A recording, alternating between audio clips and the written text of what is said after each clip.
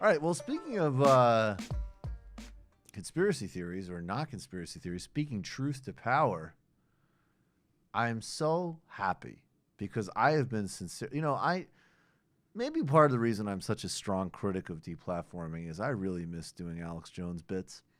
And I'm so glad that people are starting to cut together the guy back on YouTube. Look, here he is in his motherfucking shades talking about humanity.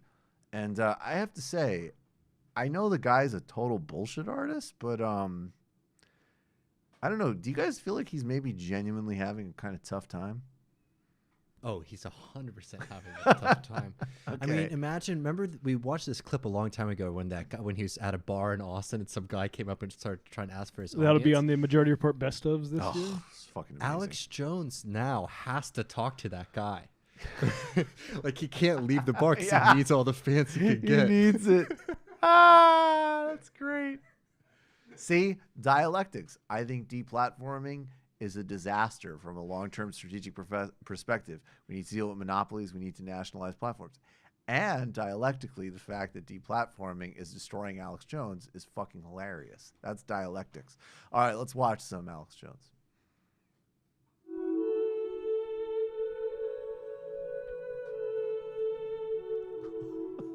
Whoa.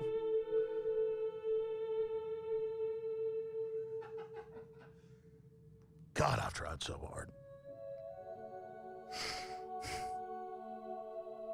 I just belong to some other age, I guess. You know, humans don't communicate anymore, or they gibber and jabber about stuff that doesn't matter, and then they send a text message and never communicate with anybody about anything of substance. It's spiritual death. I agree. I don't think he's wrong. I get moved by this. Yeah, And then I just come to the realization of the trillions of worlds we're going to probably die. Pause it. Wait a second. Why did you pull this to make fun of? He's talking total sense so far. This is not wrong. Yes. Everything we did as a species, Pause all it. of our beauty, I'm sorry. all of our good. We are all going to die. And therefore, we should use that mortality as a motivation to be better, to make the most of our time on Earth, to treat each other well, to live to the fullest. That's absolutely true. No, this is the Alex Jones is speaking truth. This is the Alex Jones that really gets me when he starts talking about just like the human potential and just like the growth. He's like, you are your ancestors' DNA moving forward You through are. history. It's like that shit gets my heart We beating. are breathing the breath of the Buddha. The same air is circulating from ancient, and I'm not being at all sarcastic here. We should all get up, reflect everything in the morning, every day when we wake up, that we will be dead fairly soon, and ask ourselves how we want to be while we're here. It's actually a great practice. Okay, back to Alex. And all of our beauty and all of our goodness will just fail. And we're going to go down the tubes because a bunch of inbred child molesters in Hollywood. All right, pause it. Now I can see why you guys wanted to pull this clip. Okay, we're taking a pretty abrupt turn here. Tubes because a bunch of inbred child molesters in Hollywood had some psychotic dream that they wanted to kill everybody. You know, humanity just has to fall. Civilization has to fall. It just has to go down. And you know it's going to go down, too. And I just have been a fool trying to prop it up. It's just at a certain point, you're like, God Almighty, this is what death looks like. This is what laziness looks like.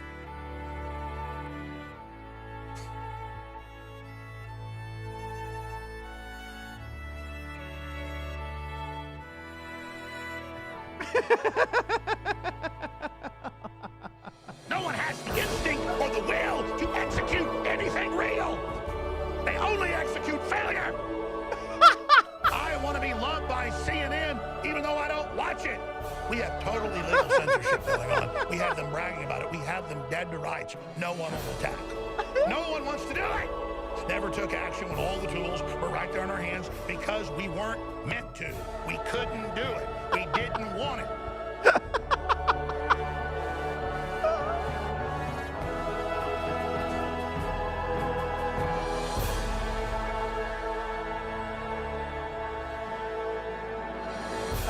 I give my children fish oil every day. They love it. It's really good for them.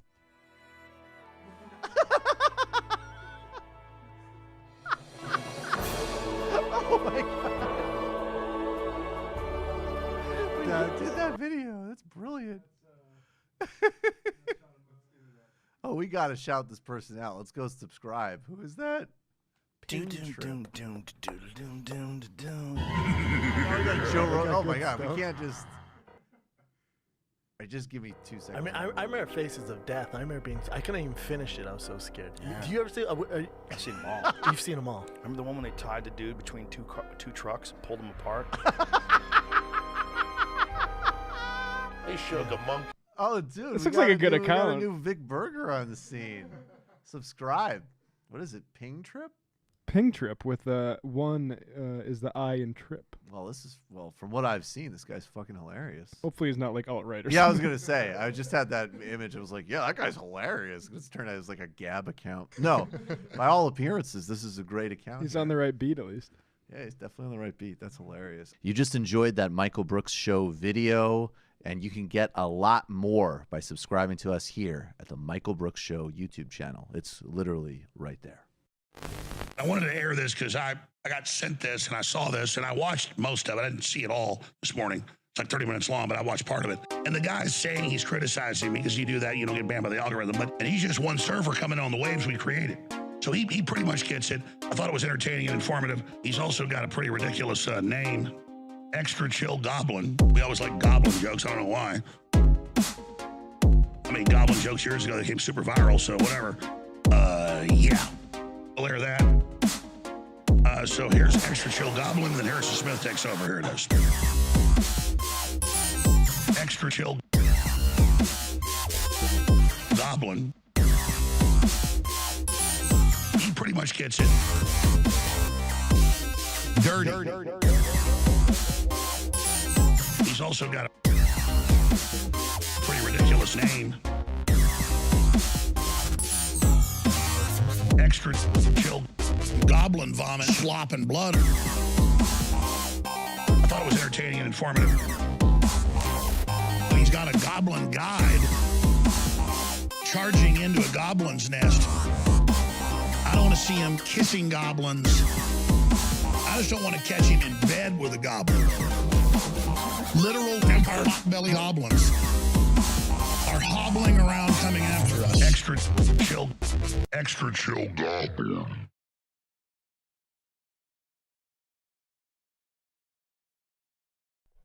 That's Sundays at 8:30, and also today at now.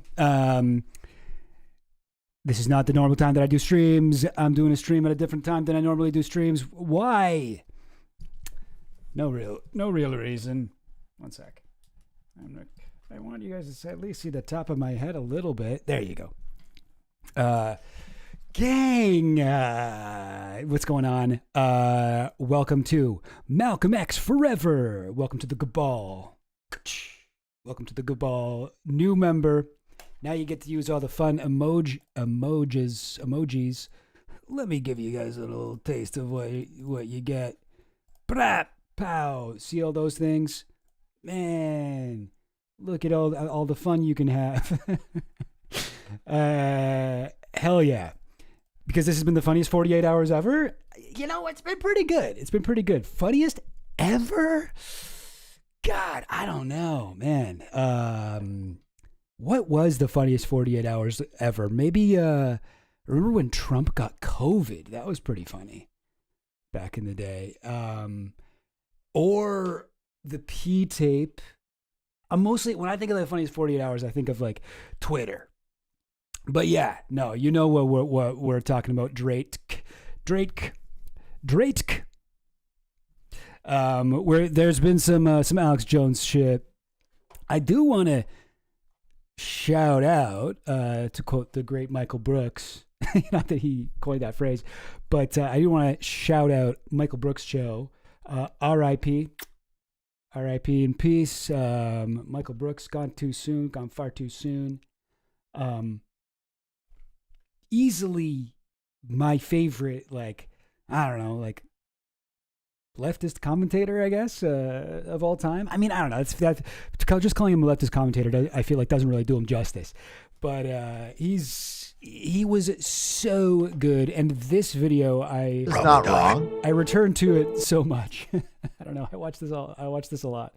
At least at least once a year, I'll look this video up and watch it and just kind of like laugh. And I don't know. And there's also like a lot of his like spiritual kind of, you know, Buddhist. He's like, he's watching Alex Jones like say these ridiculous things. He's like, no, pause it. No, he's absolutely right. We are all one. You are breathing the same air as the Buddha. Over thousands of years, ancient air. We are all like whatever. And then when he's suddenly he starts talking about child molesting politicians in Hollywood, he's like, oh, okay, yeah, well, okay, we gotta. Unfortunately, I cannot endorse this part. Anyway, yeah, I always loved Michael Brooks. I mean, I literally started my channel shortly after Michael Brooks passed away because I was like partially like so devastated by that loss, and I was just like, I don't know, I wanted to like channel that kind of energy into something, and that's how I got started. I remember I had just started dating Goblin Queen, 2020 dates, you know, and it was like early pandemic, and I remember I was so upset. I don't think I've ever been so upset about the death of somebody that I've never met, you know, like celebrity deaths are tough, but this one was rough. Like I really used to, for years, I was watching, you know, Michael Brooks, and I felt like he was like about to blow up. God, we were really robbed of Michael Brooks getting a chance to go on Joe Rogan. I feel like that would have just fixed everything. Oh well, at least we still have his old videos. Really good stuff. One of the greats. But like, not only one of the greats. Like, I would say like, I'm not exactly sure how to put what he was doing that was so different, but he was the best. He was the best at what he was doing. Just like he was so smart. First of all, the guy's like a fucking, I don't know. The guy had like Noam Chomsky brain where he just remembers everything that happened that he's ever read. He's just he's able to just cite shit from stuff. Like I like, it's so intense. Yeah, right. I couldn't watch the Majority Report for weeks after it happened. Yeah. More on that in a second, but just to kind of talk about how great Michael Brooks was for a second. He was really smart, undeniably, like an incredibly, like the amount of horsepower that guy's brain had was just like incredible. And then also, he's extremely funny, like funnier than, like, yeah, I mostly, I guess, like, you know, maybe around the time that I started listening to Michael Brooks, I was mostly listening to comedian podcasts and like comedy stuff. And I was like, oh, this guy's like funnier than most comedians. And he doesn't even do comedy. He's not even a comedian. He's just like very like likable and cool and chill and really smart and hilarious, you know? Yeah, my political evolution was definitely hugely influenced by him. Yeah, when he died, it was rough. I do remember it was the same week where he passed away that Sam Cedar ran like a memorial stream. I think it's still the like pinned stream if you go to the Majority Report page. And I remember watching it and I was just like crying, like tears going down my face. And I was so impressed with Sam that he was just able to fucking like keep it together because it was just so tragic and so sudden. And for him to you know, hold forth on that memorial stream and like not start sobbing, but just like kind of, I don't know, just like very, I don't know. He's got like an inner strength where he was able to, you know, have people on, have Michael's family, friends, you know, people who they used to, you know, hang out and kind of keep things going and keep things whatever. Like yeah, that was really cool. And thank you, Bill Mozart. Did you get his haircut and a beard trim? I did get that 2 weeks ago, and it's a little bit out of control right now. I will be honest. I kind of miss having long hair because I didn't really have to do anything when I had long hair. I mean, I would just like condition it, and then I'd fucking comb it. No, I wouldn't. What am I? comb it. Who am I trying to kid here? No, I didn't do that. Sometimes I would like whatever, brush my hair after I got out of the shower or whatever. But usually I just kind of, just kind of fell where I wanted it to. And now I got short hair and it's like, oh fuck, no, now I've got to fucking I gotta, like when I'm going somewhere right before I get there, I gotta look in a fucking shop window and be like, you know. Anyway, I don't know, but thank you. I appreciate it. Thank you for the compliment. Obviously, once I get a compliment, I have to immediately shit on myself a little bit.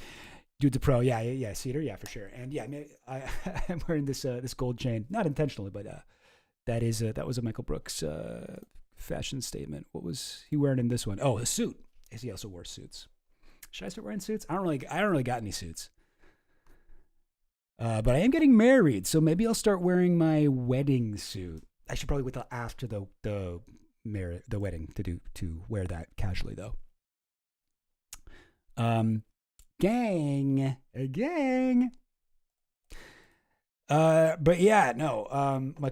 Michael Brooks rocks. If you haven't checked this shit out, go check it out. You'll probably love it. And you'll probably be like, oh, that's what Chill Goblin is trying to do. That's whose style he's shamelessly trying to rip off here. Streaming on a Thursday, fab, yes. So yeah, okay. So here's the thing, gang. I think I gotta start streaming more, and I only stream once a week, but I feel like I could do for now twice, maybe later more. But I would like to do a stream that isn't in the evening because I got a lot of people who are like, oh man, when you stream at 8:30, it's like for me, it's like 4:30 a.m. and I gotta go to sleep. And okay, fair. Well, maybe I'll stream during the day at some point. And I don't know. I was thinking about streaming at noon. So this stream is just fucking. I don't know what I'm thinking here. 5:30. That's not what I'll do. I also would like to have my evenings free because it kind of sucks having my Sunday every Sunday. I'm like I can't do, but if I could stream during the day, anyway, I don't know. Listen, my thing isn't important. You got your guys' things that are important. But I think I might start doing maybe Wednesdays at 12. Yeah, there you go, Hannah. That's you. Yeah, that's you. So you can't watch my Sunday night streams. So yeah, I gotta work on that. But yeah, I'm right now. I'm thinking, hey, Mark, 5:30's fair. You think? Well, I don't know. I think I would like to do 12. 12 for me, that's like early. That would be like I roll out of bed and start streaming pretty much. That's when I typically do that. Hang on a minute now. Live chat. Dug up my old suit because I had a funeral to attend. Turns out I had lost more weight than I'd thought because wearing it gave David Byrne vibes. Oh, yeah. Like the big, whatever, inflatable suit. Well, that's cool. That's a cool look too. You can be like, no, it's oversized. That's what's cool now.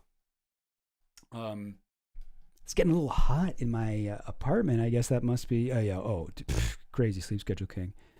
Yeah, I'm. Wait, why can't I? There we go. Crazy sleep schedule king. Yeah, I ain't got a real job. I make YouTube videos and stream. And it's cool because I don't have to wake up at a certain time, and it's not cool because it still is a grind. But how I wish that I could just go only streaming. Streaming is so much easier than video essays. Anyway, listen, this isn't the. I'm not called Complain Goblin, all right? I'm called Extra Chill Goblin, so let's not do that. Now, I do have one thing prepared that I want to chat with y'all about. I think you might know what it is. But where is it? Oh, yes. What did I call it again? Oh, yeah, Infunion Wars. But here we go. Wait, what's up here? Huh? What on earth? Yeah, so I got some stuff I wanted to go over, and I have no idea what this is. Weird. Everything else is loading, but why not you? All right, whatever. Oh, you bought Nobody's Girl. Does she mention Wexner at all? Because I remember your stream about guessing who the unnamed people are. She talked about an unnamed billionaire who had sex with Jeffrey Epstein. That's right. Yeah. Did she mention Wexner at all? I mean, didn't she? I feel like she must have, but now I'm not sure. Because she does talk about seeing a famous, I think, billionaire. Someone had was having gay sexual contact with Epstein. I'm guessing it was Wexner, but I'm not sure. I used to be the crazy sleep schedule king, abdicated my crown when I started doing electrical work. Ooh, fair. What's the name? Did you talk about her experiences with Wexner by name or not at all? Good question. It's been a little while since I read it.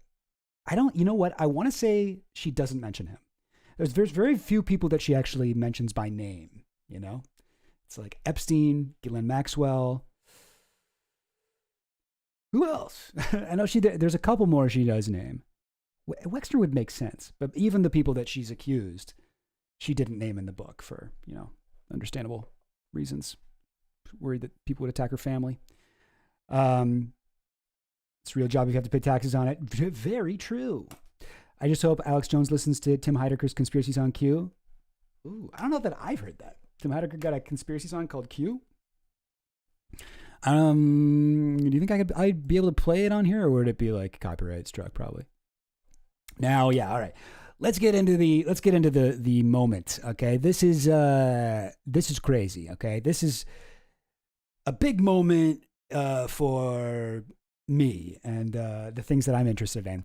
So, Infowars has fallen. All right. I think there's like one more thing that there's one more judge that has to sign off on it, but it looks pretty much like it's going to happen. Here is the new Infowars. This is actually, I think this is the onion.info, but pretty soon the Infowars website will look like this. Infowar. Now, first you might be like, oh, that looks exact same, but no. First, notice that there's an onion instead of an O, and when you mouse over it, it turns gay. All right? It turns gay, as though you put something in the water and it's a frog. And, these ads, they look normal, but then you read them, it's like, unlock the secret wealth stream. Turn your piss into gold. Apply now.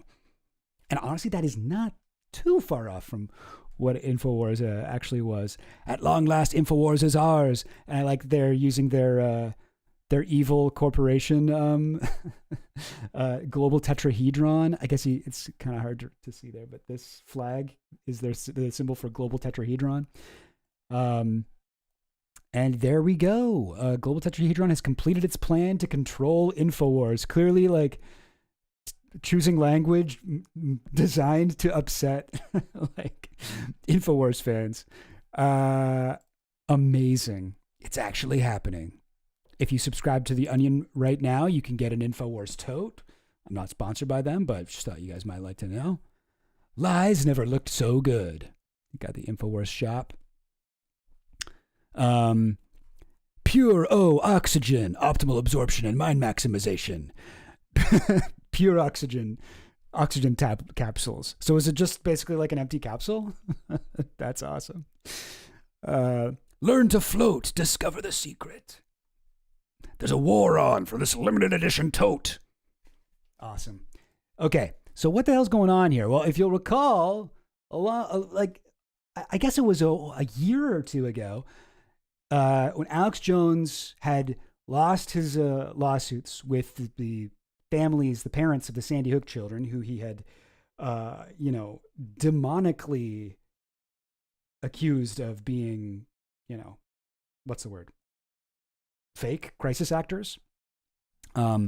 Just one of the most evil things that I've ever seen.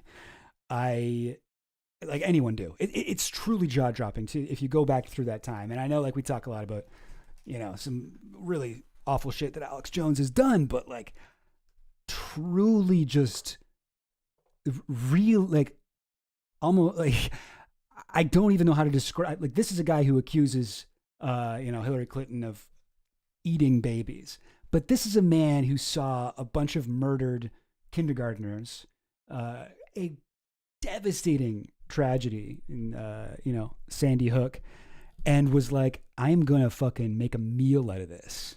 I'm going to make so much money. I'm going to get so much attention, and I am just going to say whatever I want about this, and just doubled down and doubled down. And as these guys kept coming at him, by that I mean, like, the parents, mostly the families, the people from Sandy Hook, were like, dude, stop. Like, there's one guy, there was one dude, a father who lost a child in Sandy Hook, who he was a Alex Jones fan, like, before the shooting. He used to listen to Infowars. And after experiencing this thing, he was listening to Infowars, and he could hear Alex Jones talking about it, and he was like, oh my God, what, this is not, no, he's wrong about this. But he thought Alex Jones was, at least saying what he thought was the truth. And he tried to reach out to him and be like, hey, Alex, like, okay, I'm on board with all the New World Order stuff and everything, but like, this one actually, this was not like a plot to take our guns away. And even with him, Alex Jones was just like, you're an evil monster, you're blah, blah, blah. Got people to, hunt the fucking parents and families down and like film them in their homes, like accost them on the street, tell them they're, were sexually assaulting their children or whatever, their child never existed, or just like, these are people who've gone through something unimaginably tragic that, like, thankfully most of us will not have to experience that tragedy. And after they had gone through the worst thing that you can imagine happening, they had to deal with this abuse from Alex Jones, who was doing it to make himself rich. He was doing it because it was getting him attention. He's doing it for the same reason that I do, like, drama streams about fucking Flesh Simulator. He's like, oh, well, got a lot of views on that one. Okay, I guess I'll go out and fucking dig up these children's corpses again. Really, really awful. Yeah, that's right. One of them was accused of keeping their kid in the attic or some shit, not by Jones himself, but fans. Yeah, Jones was like, clearly what he was saying was whatever, but he tried to, it was clear what he was saying, that these were crisis actors. But he tried to sort of couch it in, no, I'm just saying it's weird. There's one father who was like, I went to the thing, like, I held my boy's body in my hands. I kissed his face one last time and blah, blah, blah. He like said that in an interview. And Alex Jones is like, that's total bullshit. They'd never let you do that. He's contaminating the crime scene. What if they need to get fingerprints off of that kid's face? No. This is all fake. This all stinks to high heaven. Stinks to high heaven, folks. We got to do something about this. And buy these dick pills, by the way, while you're here. Supplements, main thing Alex gets his money for. So, okay. Obviously, he lost the fucking, he lost the war, okay? He lost the trial. Big time loss. He was like $1 billion in debt, right? Bankruptcy. Applied for bankruptcy. Everything's on the fucking chopping block. The Infowars brand was like up for sale. And who should bid on it but The Onion? And The Onion, which is a satirical news site, which you've, I'm sure, come across. I assume most of you guys know what The Onion is. But they were like, oh, this is great. We'll buy it. And they worked with the Sandy Hook families. And they were like, the Sandy Hook families were like, we're willing to take a lesser cost, like a lesser whatever payout, if The Onion is allowed to buy Infowars. Because a lot of them were like, I'm not interested in money. I'm not interested in money at all. I don't need money. I just want Alex Jones to stop doing what I want it to be impossible for him to do what he did to us, to anyone else, basically. And that's much more what they wanted. So they loved the idea. And I think, rightfully, that the Infowars brand would just become a ridiculous, like a laughing stock. Okay. You know what I mean? Like, ridicule is one of the best ways to go after fascism, I think. Not the only way. Maybe not the best way, but it's an effective way. Fascists really seem to hate it. And so, yeah, they were willing to take a lesser cut. There was another group that was also pitching in. If The Onion could get it specifically, they won. And then all of a sudden, and it was like, oh my God, I'm so excited. And then that fell through. And then Alex Jones's show kept going. And then it seemed like it was bigger than ever. And I remember, like I've commented on this show a few times. I was like, what is going on with him? Why is it still up? Why is it still on air? Has anybody like wondered that? Do you think that like Trump has something to do with it? You think Trump has something to do with it? I feel like Trump must have, he must have been like giving them some kind of way to stay on. Like that's always been my theory, not just my theory. I think a lot of people thought of it, but no, you know what? I'm going to do an Alex Jones move right now. I'm going to say that I was the one that said that first and was the only one that thought that. And it turns out I was right, folks. And all I'm saying here is you can trust what you hear on the Extra Chill Goblin channel. Well, we don't make things up. We don't tell lies. We got sources. We got some very high-level expert sources that I don't like to name, but I do like to say what they told me and then take credit for it when it comes true. Got great sources. Now, have I ever steered you wrong? Have I ever steered you wrong? When I said Infowars was being kept on solely by the efforts of Donald Trump and his whole apparatus. Didn't Elon get involved? Is that the case? I know Elon got involved by getting Infowars on X, you know, getting Alex Jones back on Twitter. And yeah, we'll get into all this. There's a consortium backed by Roger Stone and Steve Bannon trying to buy it. Jones is calling them the good guys. That's hilarious. If Roger Stone and Steve Bannon are the good guys, who the hell's the bad? I'd hate to see what the bad guys look like. Those are like the two worst guys. Those are the two worst guys. How are you going to make them sympathetic? Anyway, but let's dive into this because I found this fascinating. Okay, this is a conspiracy. Oops, no, not that. There we go. Yes, a conspiracy website that was actually engaging. Welcome. In a political conspiracy. Now this, from what I've seen, you know, like a lot of people cover this. This, I don't really know this. I've seen like a couple of episodes of this podcast randomly. I don't really know much about this guy, Pablo Torre. I think he mostly does sports podcasts, right? Or he's mostly a sports guy, but I remember he interviewed the basketball player that was in the video of Epstein and Trump at Mar-a-Lago. And there's like a really tall guy that shows up and he's like, you know, he asked him like, so how did you know Jeffrey Epstein? He's like, I came here to talk about sports. And he's like, well, what about the sport of knowing Jeffrey Epstein? You had unbelievable stats or whatever. And anyway, I watched this episode, really good. And he put in, this is almost like a more of a video essay than it is just like a off the cuff interview. There's like he's interviewing, what's his name? I don't know. The guy who owns The Onion. I forget. Let's just watch the intro. Maybe it'll say. Welcome to Pablo Torre Finds Out. I am Pablo Torre, and today we're going to find out what this sound is. Oh, we're getting shut down. We beat so many attacks, but finally we're shutting down like the middle of next month. Right after this ad. Okay. What ad? I'm really proud of you, what you've done. I'm not kidding. Like, it's really hard. It's hard to do journalism at all in this, where it's like, nobody's picking up. Well as the problem. The actual reporters left are the kids who are currently in journalism school because they're being told like lines for good comedy writers. I got to go to the actual site, and it's Ben Collins is the guy's name. All right, so Ben Collins is the guy who runs The Onion, and he did this interview. And if you really want to get into the nuts and bolts here, what happened? This is the place to check it out. This is what broke the story. But I'm going to play a little bit of it here. Not so much like the recap of stuff we already knew, but the new stuff that like kind of blew my mind as I was watching it. So we're going to start about a half hour in when he gets into this. Here we go. Well, they are. Now, the issue is 9 days before. So to context wise, he's talking about how, we won the auction.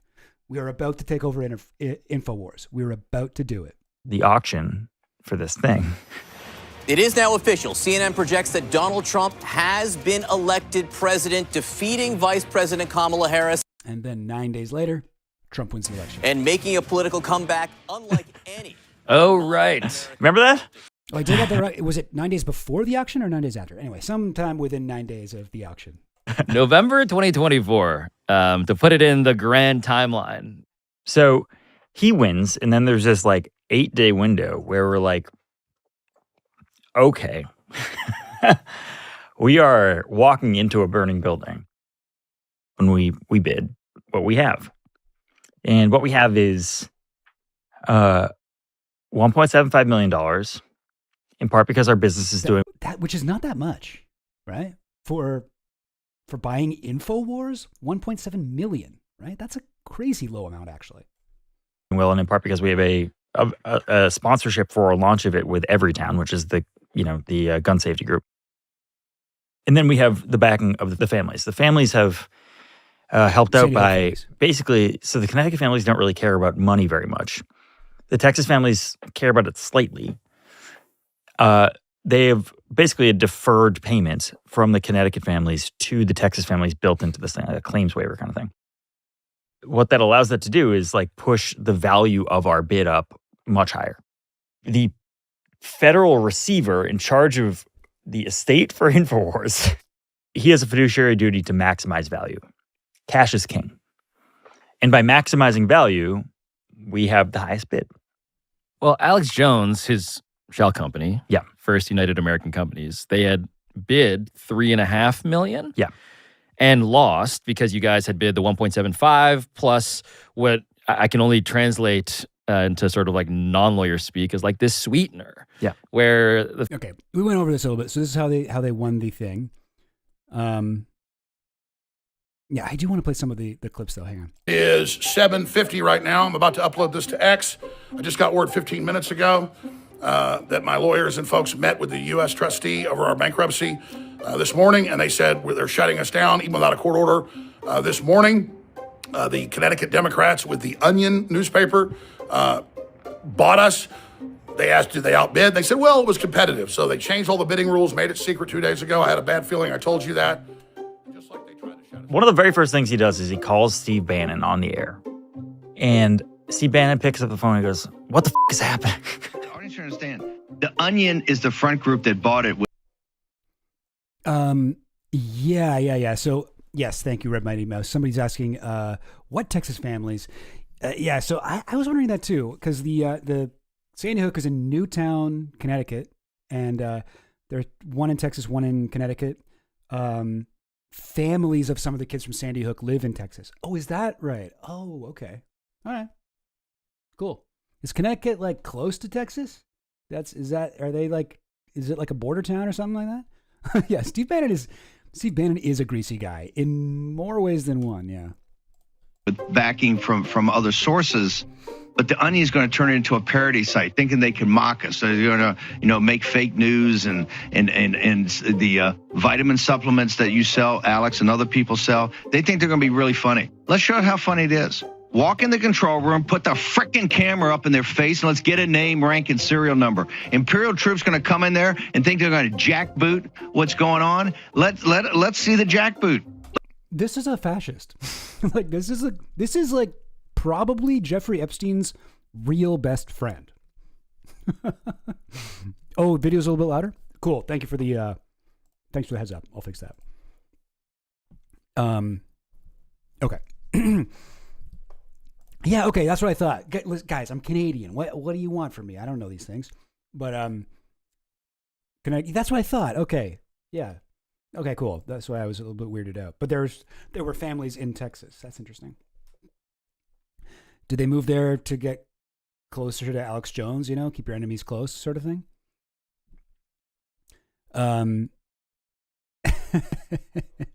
Yeah, okay. I feel like a real Dumbo right now. Everybody's like, dude, what? No. Okay. I've never been to Connecticut, guys. I don't know.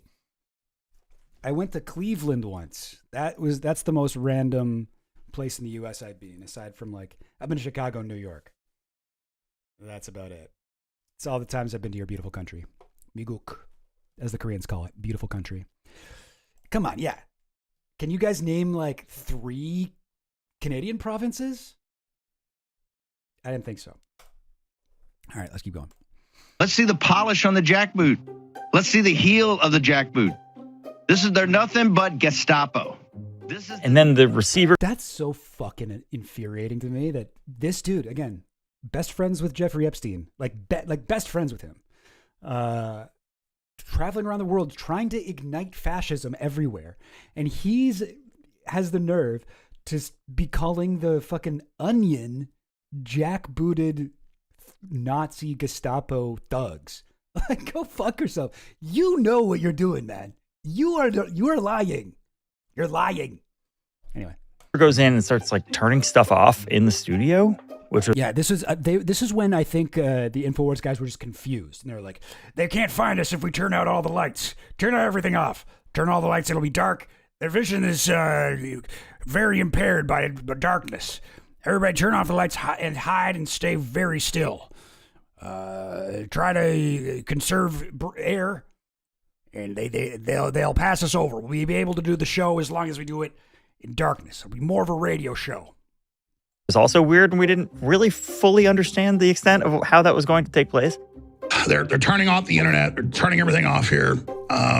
And so that's in process right now. Infowars is turned off. Band Video is turned off. And so there is a very good chance that we will be back here in the next few days as soon as the judge has an emergency hearing. And this will, this what I believe is injustice and wrong will be upended. man, I remember when my channel got taken down by YouTube after I put up the Pizzagate video, and I kind of played into this angle too. I'm like, they're trying to stop me. They're trying to take Chill Goblin down. The Pizzagate information I had was too dangerous. Everyone go complain on YouTube for me. So I do get the impulse, especially when you work in the conspiracy theory world. You kind of got to, when this shit happens, you kind of got to be like, there's a plot. There's an evil plot. So listen, all I can say is game recognized game. A thing that I didn't fully understand until midway through the day is that he had never heard of The Onion until it bought Infowars. I love that. Like I can't even imagine that, but that's the world Alex Jones lives in. He has never heard of The Onion. He doesn't know about The Onion. Awesome. He just never, didn't even, the concept of it was. Yeah. A good point. Worth pointing this out too, as Mark J says. Fucking Bannon was Epstein's best friend forever in the twilight of his life. Like this guy, like every time they're like, well, he was friends with him before the allegations came out. Or, once he learned about the allegations, he left. No, Bannon was like best friends with him up until the day he died.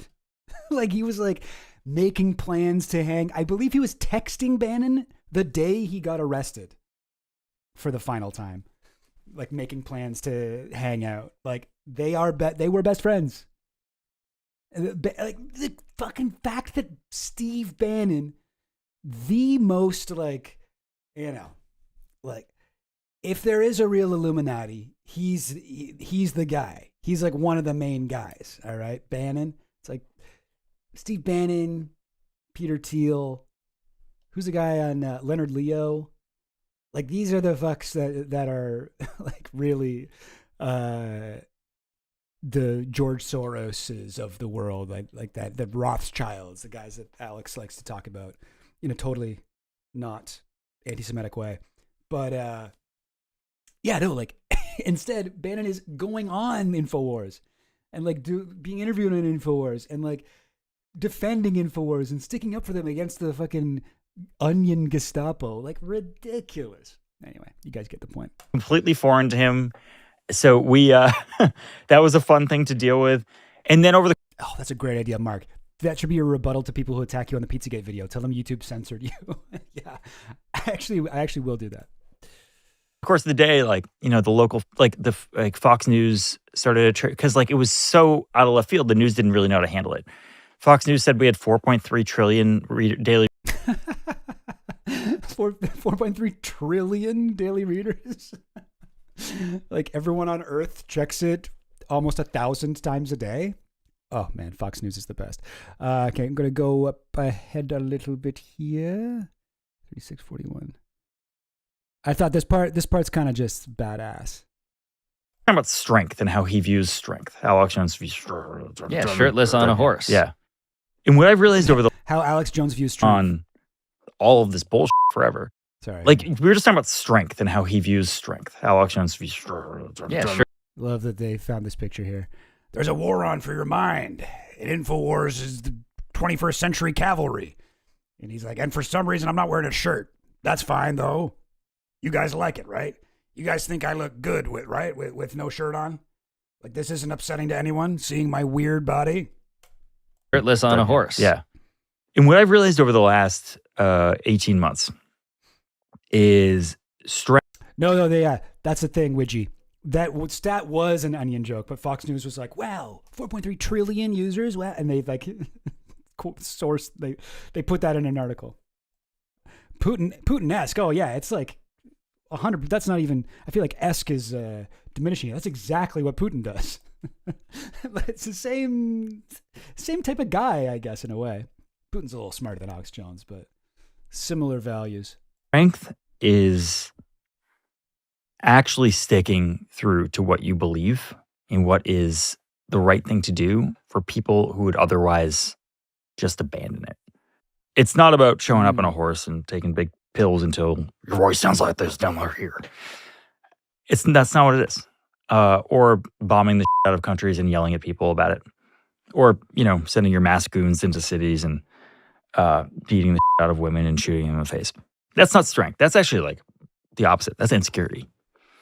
Strength is knowing that you're going to walk into a bunch of people saying insane shit about you and keep walking. Man, I totally agree with that. I think that is strength. That is a type of strength. I don't think that strength means adhering to a arbitrary signifier of masculinity, even if you don't want to or you don't, whatever, that isn't your thing. Totally well put. I remember thinking when I was in high school and I was vegetarian and I had like a bunch of my meathead friends were like, well, are you gay? Oh, you're not gonna fucking do it. Don't you want burgers? What's wrong with you, man? And then I was like, in my head, because I didn't want to say it out loud, because then they would be mean to me again.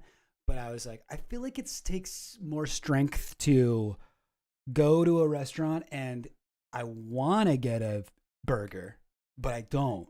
And I get, a salad or something, whatever they have. Probably something better, more substantial than a salad, but still, what I wanted was a burger. I feel like that takes more strength than just going there and being like, I'm going to get this, and I don't really care about whatever the effects of it. You know what I mean? So I do agree with that. I will say, though, I read Alex Jones' book, his most recent book. I think it's called The Great Awakening. I think that is what it's called, The Great Awakening, like QAnon. And he, in that book, when he's talking about Tucker Carlson, hang on. Is that what it's called? Now I'm doubting myself because that is literally just QAnon.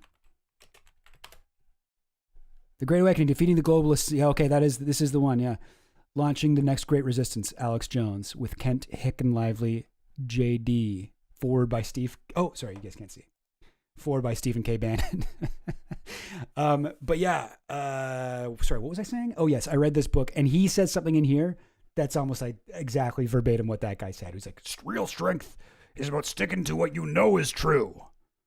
And it's like, but that is not what you do, man. You do a lot of things. You do not stick to what you know is true. That's for sure. Anyway.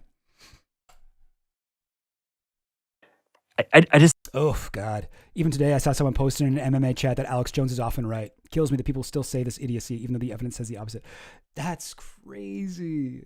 I mean, I guess it's not that crazy.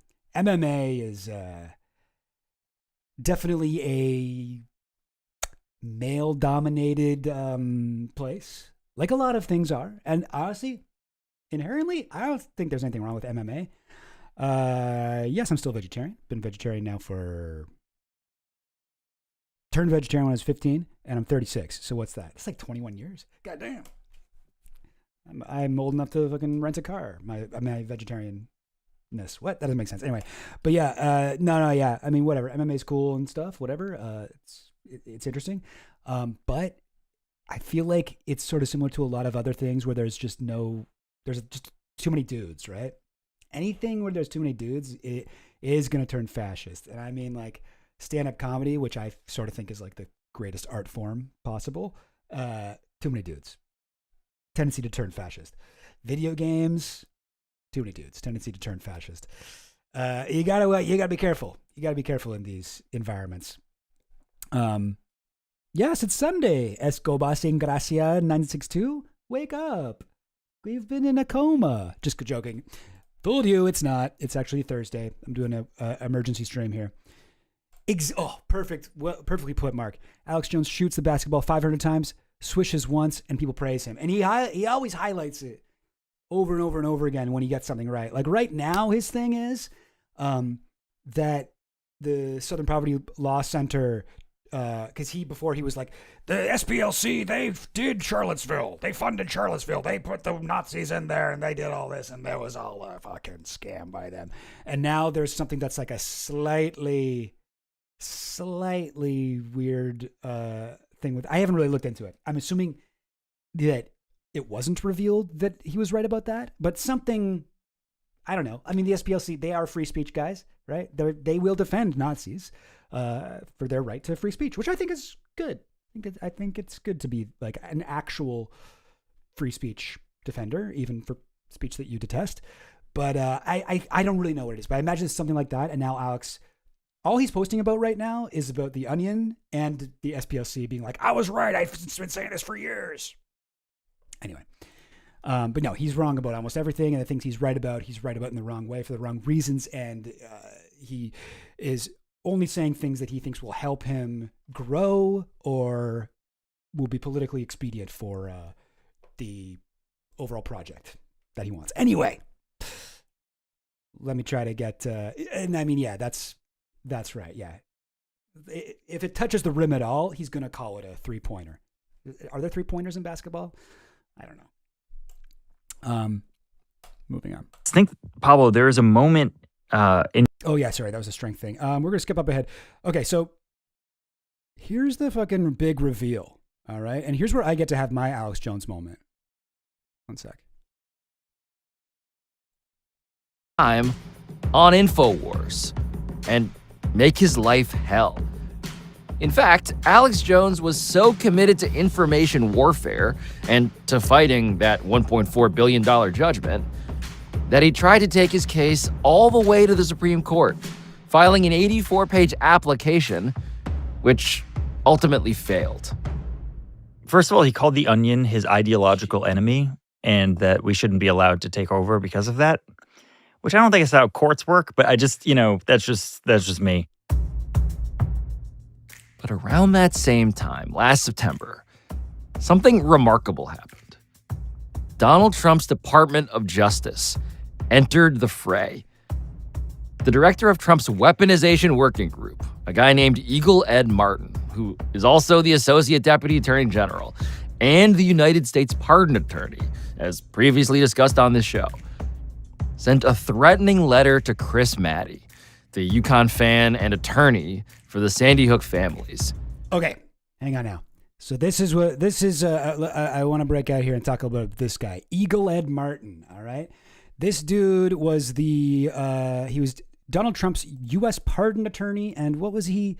Some kind of attorney general of somewhere. But he was, before this, okay, he was a big, he was right-wing kind of like dude. He was part of the right-wing advocacy group, the Eagle Forum. I'm guessing that's where he got his nickname, Eagle Ed Martin. But he was only president for a year, and then he was sued by the owners and fired, and then he was found liable for defamation and false light. I just screenshotted this from his Wikipedia page because I thought it was kind of interesting.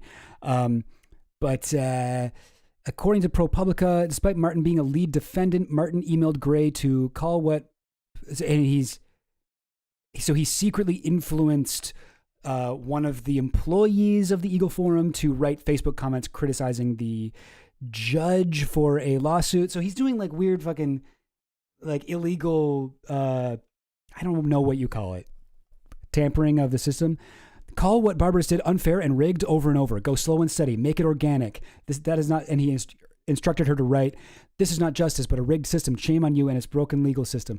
Like, this is a conspiracy. This is conspiracy. This is a guy who actually is doing conspiracies. He's working with other people to orchestrate, legal events, like doing things in false light. I guess it's technically called. I think that he should have been charged with conspiracy because that would have been awesome. Because he also is a big conspiracy guy. He was a big Stop the Steal guy in 2020. And this dude, who clearly has a lot of respect for the legal system, became the U.S. pardon attorney for Donald Trump in May 2025. And that is when he reaches out to the Sandy Hook families and he says, hang on. As previously discussed on this show, sent a threatening letter to Chris Maddy, the Yukon fan and attorney for the Sandy Hook families. And in that letter, Martin questions the credibility and financial motives of one of the first responders at the shooting, an FBI agent.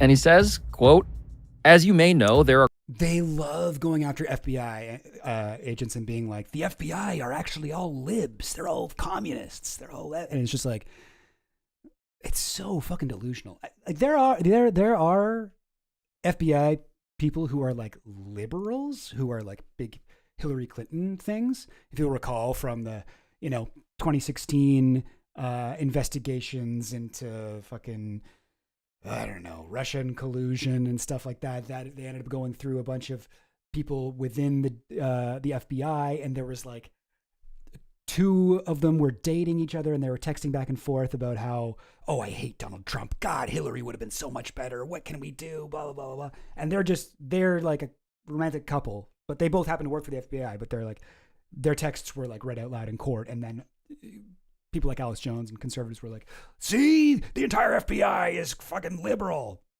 But no, both parties serve the elites. Everyone in the FBI is conservative, but some of them are like conservative liberals and some of them are like ultra conservative white nationalists, MAGA Republicans. In fact, what I would say, many of them, and 100% true. These guys today would call Richard Nixon a lib. Yeah, they would. Guarantee most of the FBI are neocon types for sure. Yeah, I mean the CIA definitely. FBI more of a domestic thing. I feel like neocon to me. When I think about neocon, I think about foreign policy.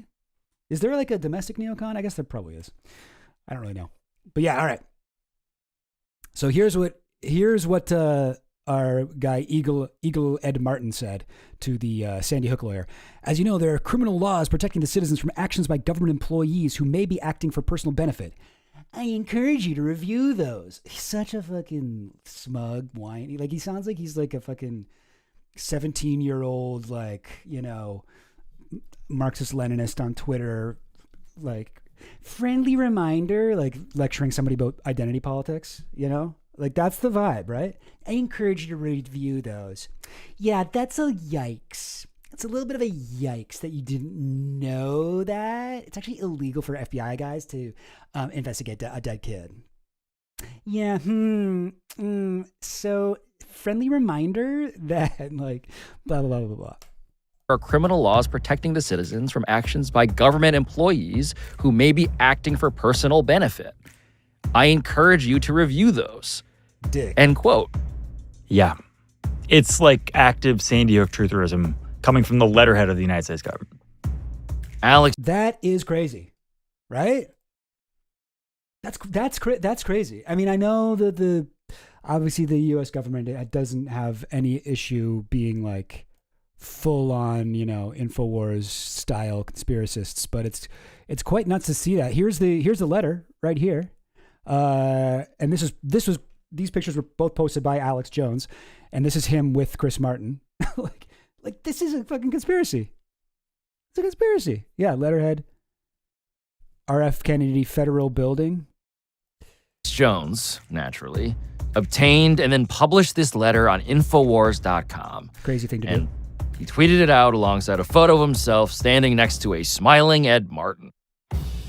So yesterday, guys, this is a conspiracy, and I told you this was what was going on. I told you this was happening.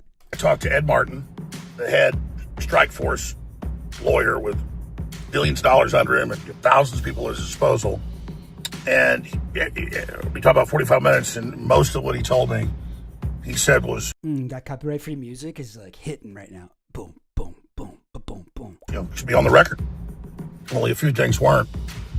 And a lot of this was exclusive information because I've known Ed for really 24, 25 years. Okay, he's known Ed Martin for 24 to 25 years.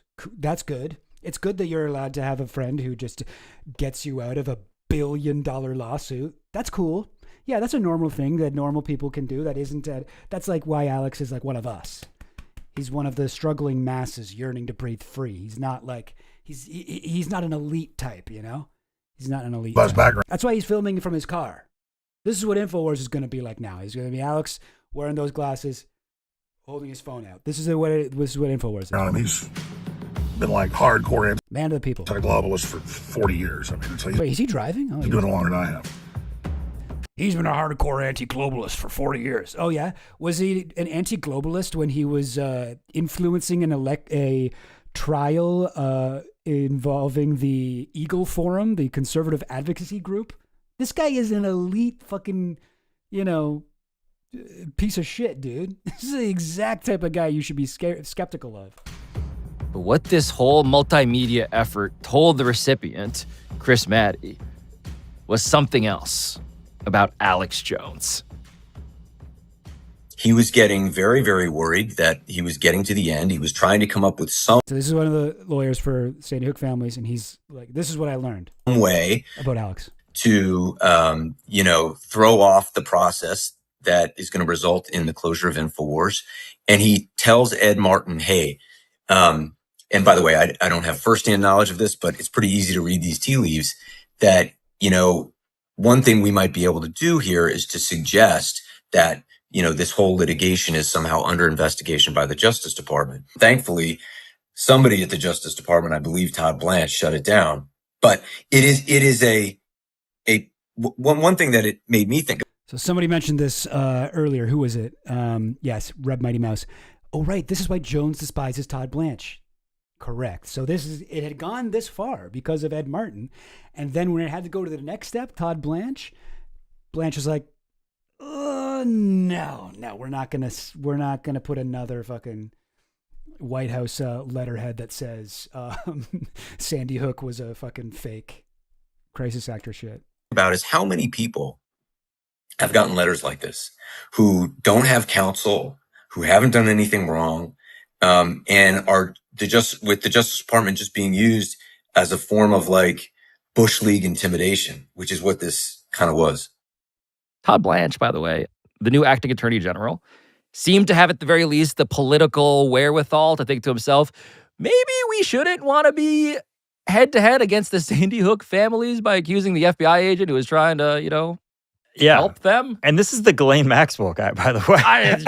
But again, it's like, where is... Yeah, the guy who interviewed Ghislaine Maxwell. Before he was working for the White House, he was Donald Trump's personal lawyer. Yeah.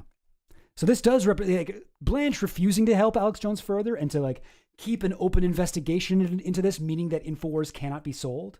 Basically keeping Alex's sort of punishment, the bankruptcy court ruling in limbo. This is exactly what I didn't know the details of it, but I knew there was something up. I knew that the White House must have intervened because it did not make any sense. Why is he still making a show? Why is he still making this enormous show? How is that possible? Dude got sued for $1 billion. The fuck? This is the line. Is the story of our time. What's going to be the point beyond which you cannot return? And they looked right over into that canyon and then drew themselves back at the last second. Yeah.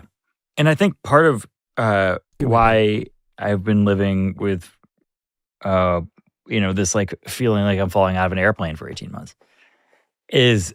Oh, sorry. I guess this is quite a bit louder than me. Sorry. I thought I'd fix that. I guess not.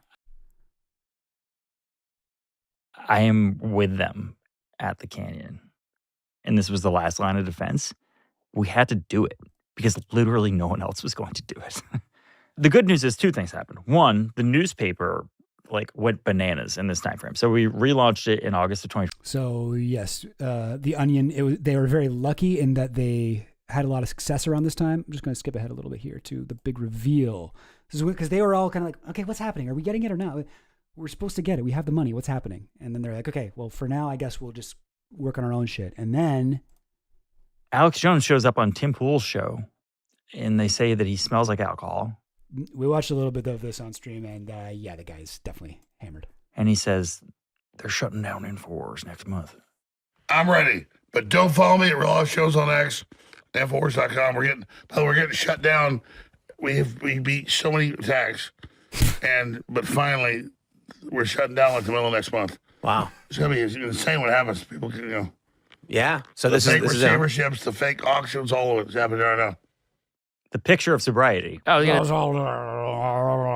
That's how they found out, and it's only. And I mean, I don't even remember seeing that part, but if I did, it probably just went over my head. Because the guy, to be fair, he does say that Infowars is getting shut down all the time, and it's not. But it turns out this time that was true. That was a drunk man. A drunk man's words are a sober man's thoughts kind of thing. He probably shouldn't have said that. I'm asserting without evidence that Alex Jones may have been drunk here. Yes, mostly, though, he spent this podcast talking about Joe Rogan's vagina. I believe the first 3 words he said, and the most frequent 3 words he said for the rest of it, but the first 3 words he said was, Joe Rogan's vagina. I don't think about Joe Rogan's vagina. Thinking about Joe Rogan's vagina is when he's afraid of he's going to get killed. Say, I don't have blood tests, but I can smell him from here. Yeah. So I called my lawyer. So from that, they're like, wait, are they done? And then they investigated it, and they were. Bankruptcy lawyer who we've had this whole time. And I was like, I know he says this like once a month, but again, he says that they're shutting down Infowars next month. So what's the deal? So he called the receiver, and he was like, yeah, we're shutting it down. Like, the receiver said, we don't have enough money to pay rent on this $75,000 right, a month. Exactly. $75,000 that's what they pay for rent at Infowars. Isn't that nuts? It seems like it seems like a lot. God damn, $75,000. It must be a bigger building than I thought. Anyway, honestly, I highly recommend this interview if you're interested in this sort of thing. This is like, from what I've seen, this is just like the best source to figure out what's going on here. But let's check in with, what did Alex say? So Alex Jones tweeted out, breaking: President Trump's publicly supporting the Democrat Party-based takeover of Infowars by The Onion. So The Onion is the Democrat Party now, I guess. In 2024, the Bloomberg-funded Onion. Bloomberg-funded Onion. I remember when I think like Hillary Clinton was connected to The Onion in a way, and then that became a big deal. You guys remember that? It was actually right around was that around the 2016 primary? I can't quite remember. But yeah, there's been stuff about that. But to their credit, The Onion was running like anti-Hillary stuff, or stuff critical of Hillary at least. They'd won a bankruptcy bid to take over Infowars. And this is weird. The Onion fraudulently claimed they had won a bankruptcy bid to take over Infowars. No, they did win a bid. What do you mean? Now they're doing it again with the backing of Trump's DOJ. With the backing of Trump's DOJ, meaning Todd Blanche didn't artificially prolong an investigation of Sandy Hook to prevent us from having to give it over. So the way he frames it is ridiculous. The real Infowars is set to be to close May 1st. And here's the funniest part. I'm being punished for exposing the Epstein files. But let's hear it from the horse's mouth here. So it's Monday evening, and in the last few hours, I saw headlines everywhere, trending top of X. This is 420. I was high. I was watching it was so great. The Onion is to take over Infowars again and make it a satirical website. They've won it. They own it. A year and a half ago, they announced they owned it. Remember, it was a fraud. There had been no, it wasn't, dude. What the fuck are you talking about? It wasn't a fraud. No bankruptcy auction. It was all a lie. This time, there's no. So you're saying that The Onion was just out there saying we now own Infowars to just lie, and then they thought they could just get it that way? No, there was an auction, dude. Why are you acting like there wasn't an auction? This is correct. This is how the guy thinks. It's always like. The first thing, remember when he played me on his stream, and I was like, this guy sucks, he's bad. He is pretty funny, though. And he liked when I complimented him, so he played like a 30-minute clip of this stream on Infowars. And beforehand, he's like, he criticizes me, but he's only pretending. He's actually a big supporter. he only criticizes me because if you don't, then you get buried in the algorithm. So it's very smart what he's doing. He's pretending he doesn't like me. That way he gets my message out to more people. So everything's a conspiracy with him. Not even been a court hearing. But backed by Bloomberg and the Democrats, Ben Collins, the former MSNBC censorship czar, has just announced that they're moving in May 1st. Mm-hmm. And it's all through a Texas state judge that ran the show trial a few years ago against me. With HBO, fully produced show trial, that she's just saying it's yours even though it's still on appeal and legally you can't do that. And I noticed the receiver that she appointed won't pay the electric bill, won't pay in the bills, even though he gets the money. There's plenty of money to pay the bills. Right. The shell company's bid was a bigger number, even though the Onions was more valuable. And that's because, I think as he explained in that podcast, it's like the Sandy Hook families were willing to accept less money in order to keep Infowars out of the hands of Roger Stone and Steve Bannon and, give it to the Onion. And I believe there was another funder. I forget who it was. But so they did win for a lower amount. Yes, that's true. So they're already like suffocating us. And you see the headline on X and everywhere else that, yep, it's theirs. So if there's any justice, they're going to get in big trouble for this. We're going to file a whole bunch of actions against it. It's just absolutely outrageous that in the year 2026, this type of crap goes on. Look at those fucking screens. I used to think those were like green screen things behind him where he just put up that stuff.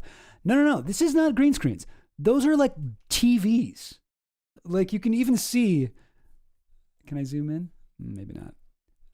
But you can even see like the grid of TVs in the background there. I don't know if you can totally see it, but like this, it's really there. Like when he's sitting at the desk and behind him is a bunch of images moving and stuff. Those are TVs. I don't know. Maybe that's not as mind blowing to most people, but to me, I'm like, oh my God, that's the most expensive way you could possibly do that effect. And there's no reason to. Like, why not just do a fucking green screen, man? But President Trump... And it's like, it's walls. It's not just one wall of this. There's a wall, there's fucking... It seems like he's in like a... surrounded on all sides, like he's in the fucking Star Trek holodeck or something.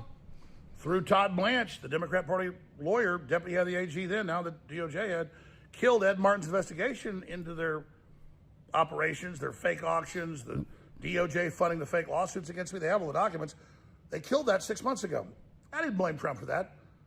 But I do now blame Trump for coming out and openly endorsing their lawsuits and saying I deserve it. It was the very same law firms that sued him, Paul Weiss, that are running all of this. That represents the onion turds. So the onion turds. Okay. Is that what he's got for is that his like Sleepy Joe kind of a nickname for the onion? The onion turds. Trump is now openly joined. Yeah, the electrical bill must have been huge. Yeah, they're spending $75,000 on rent and like another $50,000 on keeping those TVs on. Forces with the Democrat Party to shut down Infowars, and it's just beyond disgusting. Absolutely blows me away. But I hope Grok can get it right. I hope everybody reading at the top of X with tens of... I hope Grok can get it right. Grok, the last bastion of truth. Thousands of posts can understand that when you go watch Ben Collins, the podcast he did today, he goes, I own the studios. We're in control now. Well, they have a hearing about it on the 30th, and we'll be challenging that. They're not even allowed to do that because it's still on appeal. They'll have massive damages against them if it gets overturned, which it will. The Supreme Court's already signaled that in Texas. But they don't care, folks. This is the insanity of these people. But regardless... Look at this. That's 3 different massive screens. Regardless, they tried to take my real Alex Jones handle on like, I guess this is where he shoots the show, mostly in front of, behind this desk. X. Remember, Elon had to come in and block that. It did not used to be this big. It's been growing. Because X wouldn't be safe if he didn't. So you'll be able to follow us there at Alex Jones on X and at AJN Live and on Rumble, the Alex Jones Show. You'll find out about the new website, the new sites, all of us. As far as I'm concerned, the 30th probably is our last day. We'll continue to fight these people. But they also said they're going to misrepresent and say they're me. They put all these videos with a guy talking like me in the shadows, putting out disinformation. And they say we're going to lie like Alex Jones does for money. So they're going to put out... The funny thing is, I don't think that they ever said that. We're going to lie like Alex Jones does for money. I think that Alex Jones is picking up on the subtext, but he is the one that said that. Like, those are his words, not theirs. This information and say, I'm doing it to confuse the brand and try to ruin what we've done. It's not going to work. It's going to backfire. You little snot-nosed rats, you'll see, because good does exist, and in the end, evil fails. God bless you all. But for the next 9 days, until the 30th, you can still catch me in my daily show right here on X at Alex Jones and Infowars.com/show. But when they take it over, it's like a rainbow Infowars with an onion in the middle for the O, that's not me, folks. Yeah. They don't just silence you with censorship, they then steal your identity. They take your skin. They take your skin. I tell you, these satirists, these humorists, you know, they walk among us. They steal your skin and they use it to expose some hypocrisy. You know, they hold up a mirror to the world, and the mirror sucks you in and reveals to you in a delightful way something that you always knew but couldn't quite put into words. They're skinwalkers walking amongst us, body snatchers, domain name thieves. But they're not going to succeed because the American people of the world are awakening. God bless you all. Now follow me on X, Alex Jones. Cool. All right. So that was his first post, April 20th. I got to show you some of his comments on Twitter, some of his replies to people. So somebody goes, maybe Elon Musk was right about Trump's connection to Epstein. I've thrown all my Trump stuff in the trash. Done, says Ghostwriter 505. Alex Jones says, all the facts point to it. Alex Williams, maybe Elon Musk will help you again. As much as he represents free speech, he has to understand that supporting you is better than supporting the demonic government in charge of our country. Alex Jones, I hope so.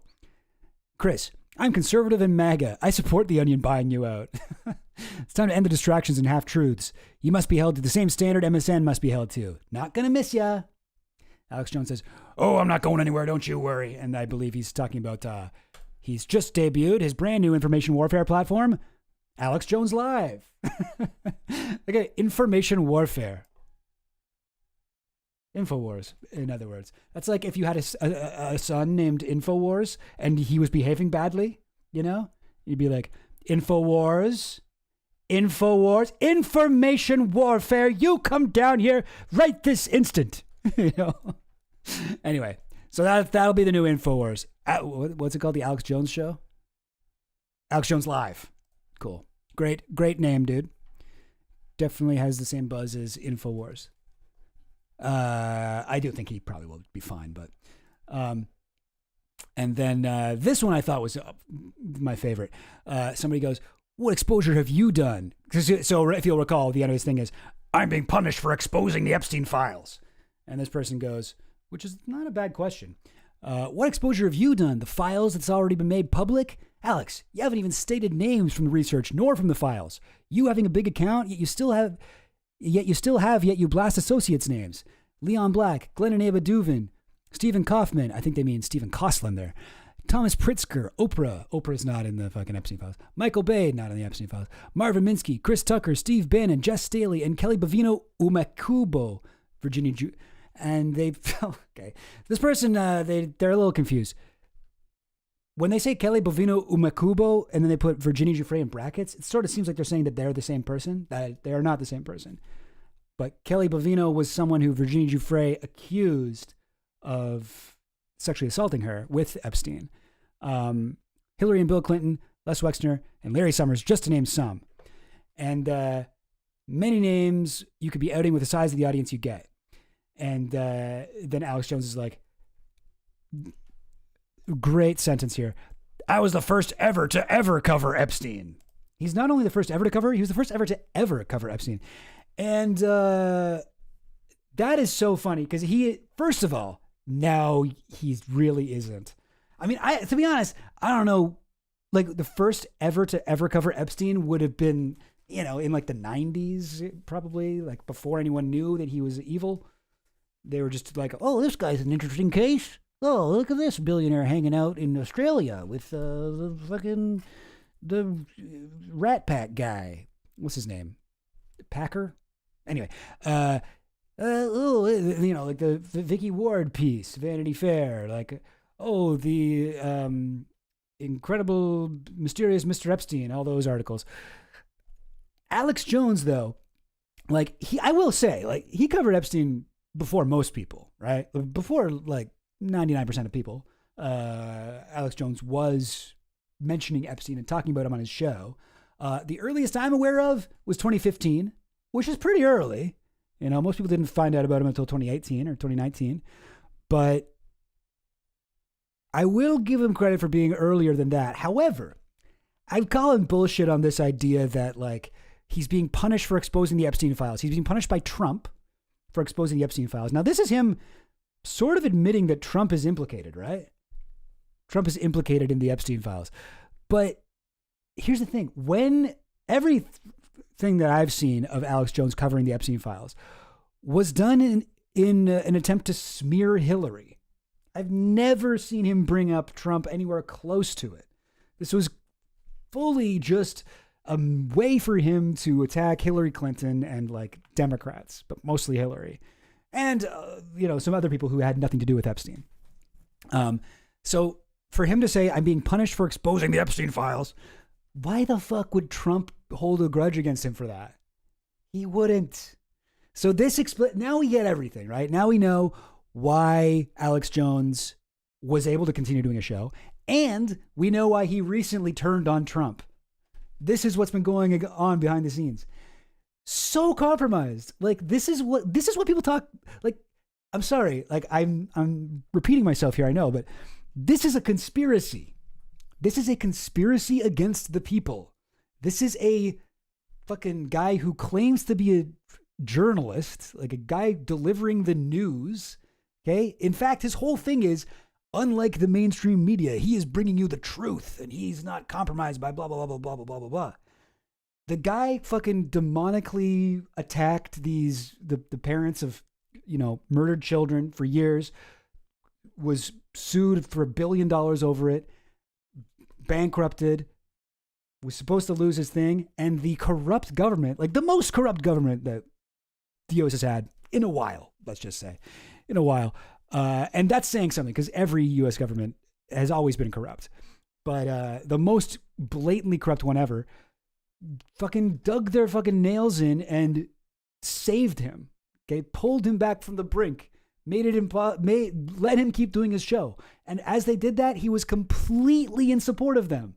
Through the fucking Epstein files, through everything. He was like, Trump's right, the war in Iran, Trump's right, Epstein files, Trump's being framed, it's all fake, it's all conspiracy.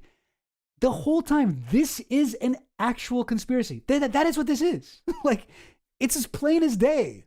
And even now, the dude, and now we can see that he's turned on Trump now, right? Because now Trump's not his friend anymore and he's not saving him. He's turned on, like, it's so fucking blatant. It's so clear.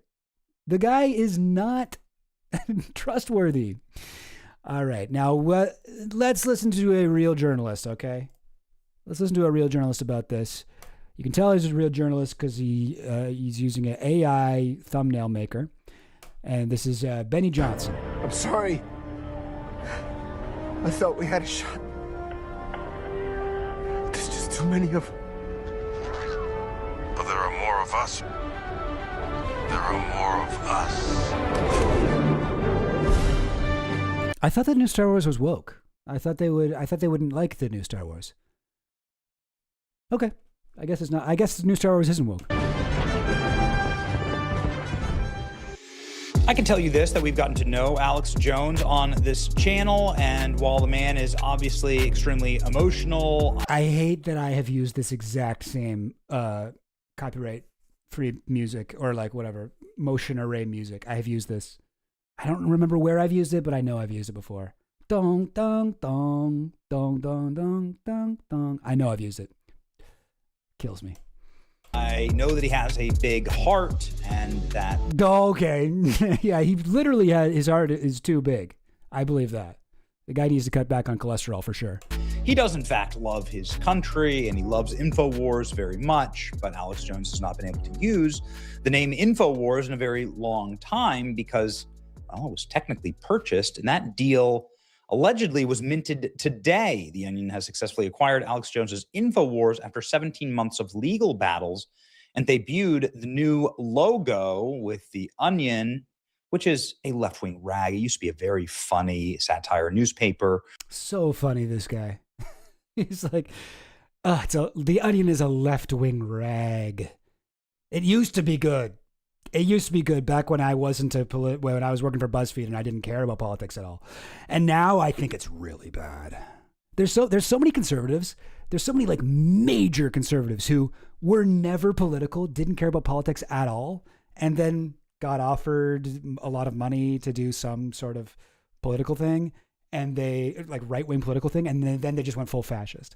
Rush Limbaugh is an example of one of those guys, and Benny Johnson. This guy doesn't give a fuck. He doesn't give a fuck, but he just knows, oh, okay, I got to say this stuff. Okay, cool. All right. I used to read it when I would take the metro in Washington, D.C. to my dead-end job. But now it is slop. Yeah, because you didn't know about fascism back then, and now you love it because it's somehow giving you a career even though you have no talent. And this is going to be their logo. It will be turned into a parody of itself with the support. He's like, I don't really know what a rainbow represents. Is that bad? I've never seen this. I'm not familiar with what the meaning of that would be. I just don't frequent websites like that or places or parades or anything. To me, a rainbow is from the Bible, and it's what Noah's Ark did. Noah's Ark did a rainbow. Is there a Noah's Ark reference? Of Sandy Hook families. Okay, what is this exactly? Yes, Benny was a BuzzFeed. I wonder if that's the dead end job he's talking about, where he used to read The Onion on his way into work. But yeah, he started at BuzzFeed. He got fired for plagiarism. He plagiarized his articles. The guy sucks. The Onion says it has a deal to take over Alex Jones's Infowars and plans to relaunch the right-wing site as Parody. Satire said The Onion says that it is, after 17 months of legal wrangling, successfully landed a deal. Also, like, is this guy, what happened? Did The Onion buy this guy's studio too? Where is he? In his garage? What the fuck is this shit? I thought this guy had a whole setup. I thought he had a streaming setup. What the fuck what's this lighting? Is he just have the fucking light on his phone on or something? This is brutal. This is brutal. Maybe he's trying to combat the accusations of him being gay, because gay guys usually do a better job of lighting themselves. To take over Infowars, the right-wing conspiracy-fueled site run by Alex Jones. Ben Collins, CEO of The Onion, confirmed to Variety the details of the companies do plan to assume control of Infowars and a deal with Gregory Milligan, who was appointed. All right, I'm going to skip through him reading an article to us. Is designed to create a home for emerging established comedic voices, expanding the Onion's role in modern satire. Okay, there you go. That's what they're going to do to Infowars. This is their new logo. The Onion successfully landed the deal. Alex Jones has obviously fallen out of favor with Donald Trump. Alex Jones constantly, according to reports, asked Donald Trump to intervene here. It didn't happen. Alex Jones has since called for President Trump, for instance, to have 25th Amendment used against him, effectively calling for Trump's removal. You know, Alex Jones, more than any individual perhaps in America, assisted in Trump's rise. That's a bold claim. Even I wouldn't really say that. You know, as a Trump backer way back in the day, 2014 maybe, I don't know, even earlier. Anyway, you know what? I thought this would be funnier to watch. I'm bailing though. We got more Alex Jones clips, and that's just going to be fun. So, okay, this is yeah, I mean, yeah, okay, we got this one here. The Onion has been caught red-handed again, fraudulently claiming they've taken over Infowars. The Bloomberg-backed scumbags are in for a rude awakening. Okay, this one is awesome. The 13th Amendment is being violated in order to force Alex Jones into indentured servitude. What? The 13th Amendment, the amendment that famously abolishes slavery? That's what they're doing? They've made Alex Jones is now a slave? This is further affirmation. I don't know what this is. I gotta hear I haven't watched this one yet, but I just saw the fucking this, and I don't know. So he's brought on a constitutional expert. This dude in the fucking newsboy hat breaks down how the Bloomberg-backed Onion is attempting to take over / own Alex Jones' identity to misrepresent his views. But that isn't what slavery is, man. Slavery wasn't bad because we were misrepresenting people's views. It's bad because this was humans owning other humans. Like this, it's a quite different situation. That Bloomberg and his gun control freaks and the other lawfare nuts were behind this attack on your free speech and their efforts. But it tells you where they're going, right? Just as the efforts to censor you off Instagram and Facebook and X and YouTube and everywhere else was a sign of where they were going towards the president and towards the rest of us. They're going to use AI to try to usurp our identities, to try to pretend to it's AI. Okay. be us. By the way, nobody uses AI more than Alex Jones. He loves AI. Every single fucking, if you ever watch Infowars these days, it's so much of it is AI. Where's the, like if you look at this, the new Alex Jones, this is him advertising his new show, the new Alex Jones show. And I haven't even seen this, but I'm sure AI, it's all AI. Look at that. When was the last time Alex Jones ran like that? Have you seen Alex Jones like walk? Alex Jones walks like a fucking Muppet monster. He's like, he waddles. He's a large waddling man. This is what we need. You need several data centers pumping fucking, contaminated water into the local supply, screeching all day long, creating like noise pollution, warping the fucking bodies and minds of the residents in that low-income area in order to get a video of Alex Jones running like this. This is not real. Come on now. The only path to stability. Compliance is the only path forward. Yeah, we just saw that one where you said something like that. Oh, he's running. Oh, he's got a hammer. Jones is a fringe voice and a crackpot. Oh my God, I kind of love it. But anyway, we don't need to watch the rest of it. I just think it's funny for somebody on Infowars to be anti-AI, because I guarantee you this was sandwiched in between like several different AI depictions of Alex Jones being cool.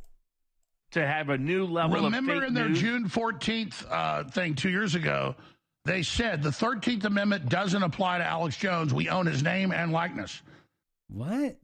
Somebody said that? And of course, Elon had to come in and block really... that, not to even defend me, but to defend everybody. And for those that don't remember, that's the 13th Amendment is what bans slavery and involuntary servitude and indentured servants. So they were trying to say that they could make someone their personal slave because, don't worry, it's their AI version. It's a fake version of them, even though they have... Okay, so is this the AI version of them? A clearly different guy, Tim Heidecker? That's the AI? So they were trying to say that they could make someone their personal slave because, don't worry, it's their AI version. It's a fake version of them, even though they're operating under that person's name, that person's identity, that person's physical address, that person's internet address, that person's social media accounts. Okay, I'm done with this. I don't see what any of that has to do with slavery. That's crazy.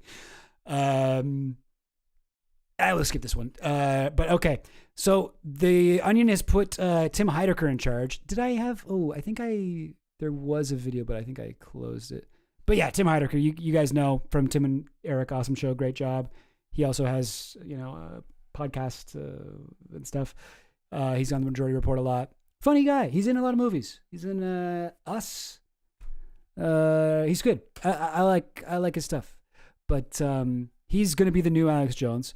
And so Alex Jones is like, the man hired by The Onion to take over Infowars produced pro-pedophile / child torture and murder shows for Adult Swim. Let's take a look at this. Oh, wait, what? Why isn't it? Huh? Wait, why isn't it? Huh? Hello? Okay, 1 second now. Something seems to be gone wrong. 1 minute, gang. I can fix this. I know exactly what's going on. I don't actually, but I think I know. I'm going to put it right here. Boom. There we go. Come on now. Here it is. Why not use our job? So this is Alex Jones talking about Tim and Eric. Hang on. I gotta. Oh man, it's taking a little while. Maybe I will just do this on. I'll just do this on Google. Hang on, Google Chrome. I mean, switching it over. Brap. And we'll put this here. Brap. All right. You gotta see, gang. This is really sick stuff here. Oh fuck! It's not loading. Because I don't just want to play the part of them. I want to play him talking about it. He's doing like the thing that I do. Read with or clean. And these videos. Hang on. Infowars. Yeah. Now to get a baby to nurse on their. Oh my god. Hang on. Hannah, thank you for your Stephen Hanahan child clown rental. I love my clown. You care for my clowns like you care for your children. Please pay attention to the following video. It'll help you get the most out of your child clowns. Hit pause. Back up 20 seconds. Pause. Shows a mother with a. So this is a Tim and Eric Awesome Show sketch where they're talking about child clown rental. Oh, rent a child clown from my warehouse. Okay? This is like the type of zany stuff they get up to.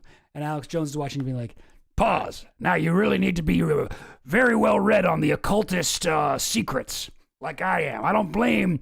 Many of our viewers may have watched that and thought it was a perfectly normal sketch, and that was actually nothing funny about it at all.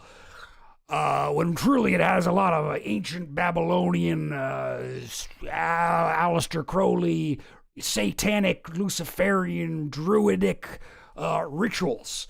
Now, what I need to point out. Now, pause it there. Now, see how it says child clown. Like, what are you... Dude, yeah, it's fucking... It's Tim and Eric. It's like nuts. This is crazy. All right? The child, he sticks his tongue out. I mean, this is all... Now, you'll notice he stuck his tongue out, and that was not a real tongue. It was something gross, like a piece of meat. Yeah, that's what Tim and Eric... That's what they do. They do gross shit, and it's like... When you watch it, you're like, what is... Is this comedy? I guess. It's like avant-garde. This is avant-garde. Hannah, thank you for your Stephen Hanahan child clown rental. I love my clown. You care for my clowns like you care for your children. Please pay attention. There, that's the tongue he's talking about, you see? Care for my clowns like care for my children. It's like, Attention to the following video. It'll help you get the most out of your child. I mean, this is all pedophilic. This is... Who do you think comes against us? When your child clowns arrive, they may not want to come out of their carrier. If shyness occurs, gently tap on the clown. Kidnap kids in cages. And by the way, these are kids. These are children clowns. If you couldn't get this secret message, when he says child clowns, what he means is that they're children. They're children, and they're in a cage. Must be a reference to the ancient god Moloch. Radio listeners. The child clowns should learn quickly.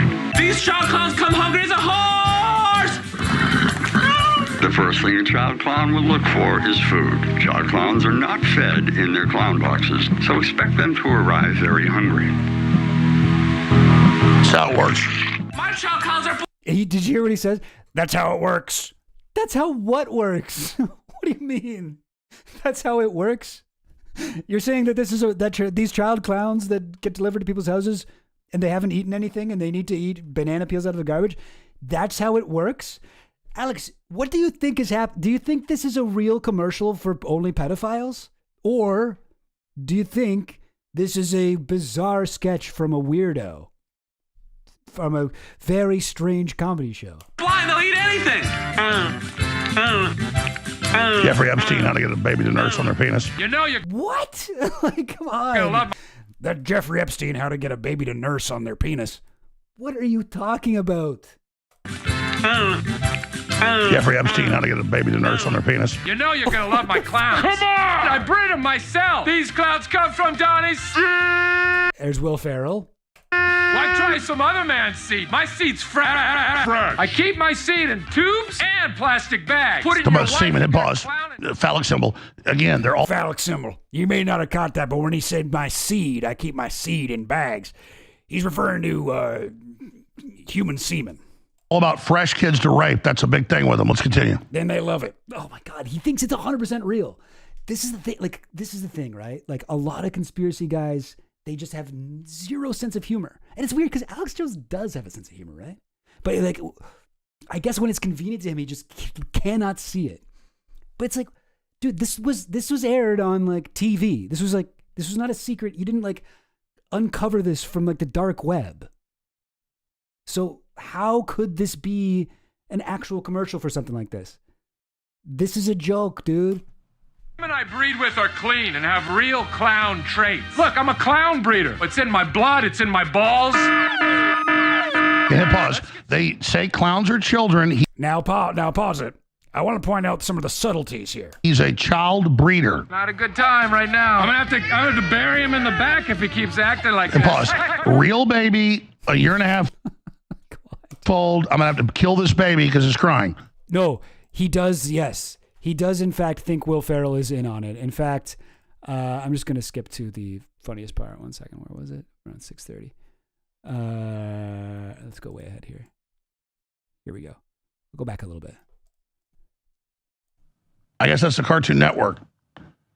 The Comedy Network. Cartoon Network. Oh, And it's Adult Swim. Oh, is what he's talking about. Yeah, Adult Swim. Okay, they do cartoons on there. Also made another movie called Tim and Eric's $1 billion movie. Great movie. Really good movie. With children and satanic diarrhea rituals. So I'm warning you before you do this. That is true. That is in that movie. This is children kidnapped, put on ships, tortured, burned to death, murdered for Satan. Whoa. And then you have the actor in the show, Will Ferrell, at Abrita Ivanovich. Totally forgot how to say her name, by the way. Abrita Abramovich. Wait. I hear it again. The actor. You can tell he's like, he's just off the dome, right? As he always is. And then he's just like, the actor, he pauses for a second. He's like, fuck it. I'm just going to say it. In the show, Will Ferrell at Abrita Ivanovich, Aleister Crowley's Satanic Spirit Cooking Rituals. Abrita Abramovich. Maybe I should make that a drop. Oh, God. I got to get some non-Alex Jones drops one of these days, but that day's not today. All right, whatever. Keep on. Now you can take one look at these guys, deranged demons. You just look at them. I mean, they're deranged, but they're funny deranged. They send the lawyers to these cases. They cackle and laugh and rub their hands together like demons. I mean, you have to go see it. My lawyers are like, what is up? They feel like demons. Your lawyer said that? Maybe a reason why you lost. This is my lawyer. I'm fucking going to jail. He's like, Alex, I've taken a look at the opposition here, and I think the prosecutor's case, it may be demonic. And that's going to make it a tough case to argue. I don't quite remember the exact thing with diarrhea, but I do remember in the Tim and Eric $1 billion movie, there is a family business that they depicted in like a really like heartwarming, oh, they're just struggling to get by, but it's a family business. It's like a man and his son. But the business itself is like, they take people's used toilet paper and they re-roll it back onto the toilet paper rolls, and then they resell it. And it's just like, that's the worst business you could possibly have. But he's like, and we work really hard and blah, blah, blah. And yeah, it's, anyway, it's a good movie. If you're into that, if you're into Tim and Eric, I would say check it out, but you probably already have, because it's the Tim and Eric movie, and you probably have seen it. Anyway, yeah, awesome. Listen, I could watch more of this, but we've got more stuff to go over here, so let me go back. Oh, he found more, even more. Viewer discretion advised. We can follow super clip. They've been doing this. What we discovered about the onionoids. Onionoids. Oh, I like that one. The onionoids. Yeah. Yeah. Yeah. Yeah. Mm-hmm. Just like I thought. They look like it. They're it. Okay. Guess what? What do you think you look like, Alex Jones? If your theory is if they look like it, they're it, then what it is you? You're publicly into. Take a little wild guess. What is up with him? He's like, you don't need to move your mouth that much. You're like, take a little wild guess. What do you like? He's more unhinged than normal here. Yeah. Mm-hmm. Just like I thought. They look like it. They're it. Guess what they're publicly into. Take a little wild guess. Wild guess. Yeah, anyway. I don't know if we need to watch more Tim and Eric show with... I really do enjoy this. Let's watch a little bit more. Oh, wait, we've seen this part already. All right, what's this? What's this one? Totinos. Start the music right. Oh, because it's pizza. Because pizza. That's why this is pedophile stuff. Everybody's talking about Totinos, hot pizza rolls, and burritos. Thank you. Feminine pizza bag. All my boys have been hiding the shrimp inside them for days now, and they're excited to finally let it out. Okay, so that was just a pizza one. I thought he was looking for. We found even more viewer discretion advised. You thought the child clown stuff was bad? They did a comedy sketch where they said the word pizza. It's all over, folks. It's coming out. We've seen them. We've seen the face of a beast. We know these baby harvesting demon maggots, these preening cowards, these Baphomet worshipping druidic Satanists. Out all over you. These godless chi-coms. Okay, we're watching this again. Arrive. They may not want to come out of their. This is from the movie. This is the used toilet paper guy I was talking about. This is Jeffrey. Say hello. Hello. Where you been hiding this boy? It's not a bad boy. Abada bang, abada boom. Oh my God. This is gonna make him poop. It's gonna get everything out. It's gonna be really nice and stinky, but it's gonna be good. Wanna go nuts? Come to my place and see a pizza roll. Hi, everybody. My name is Tim Heidecker. And I'm Eric Weirhard. Hey, Eric, do you know what my name is? Absolutely, you just told us, Tim Heidecker. Wrong. I'm Totino the Pizza Boy. Okay, so they're just finding pizza shit. Okay, I want to find the part where Alex is commenting because I don't just want to watch these sketches. Oh, that's not. Oh, he doesn't. Oh, okay, great. Well, anyway, so things are going well for Jones. What do we got here? Oh God. The internet exploded after the new leadership of The Onion was revealed to have produced pro-pedo films promoting the rape, torture, and murder of children. You can't just say that. The internet has not exploded with this revelation because that was not a revelation that ever happened. But he's trying to like manifest. He's trying to. It's the secret, you know. It's like this is his vision board. The internet exploded after the latest Extra Chill Goblin video was posted, and it wasn't even about Flesh Simulator, and it still got over 1,000 views. And absolutely, James made at least $20 off of it. Like, I can't just speak things into existence. You know what I'm saying? So I knew that The Onion was financed by Bloomberg, the Democrats.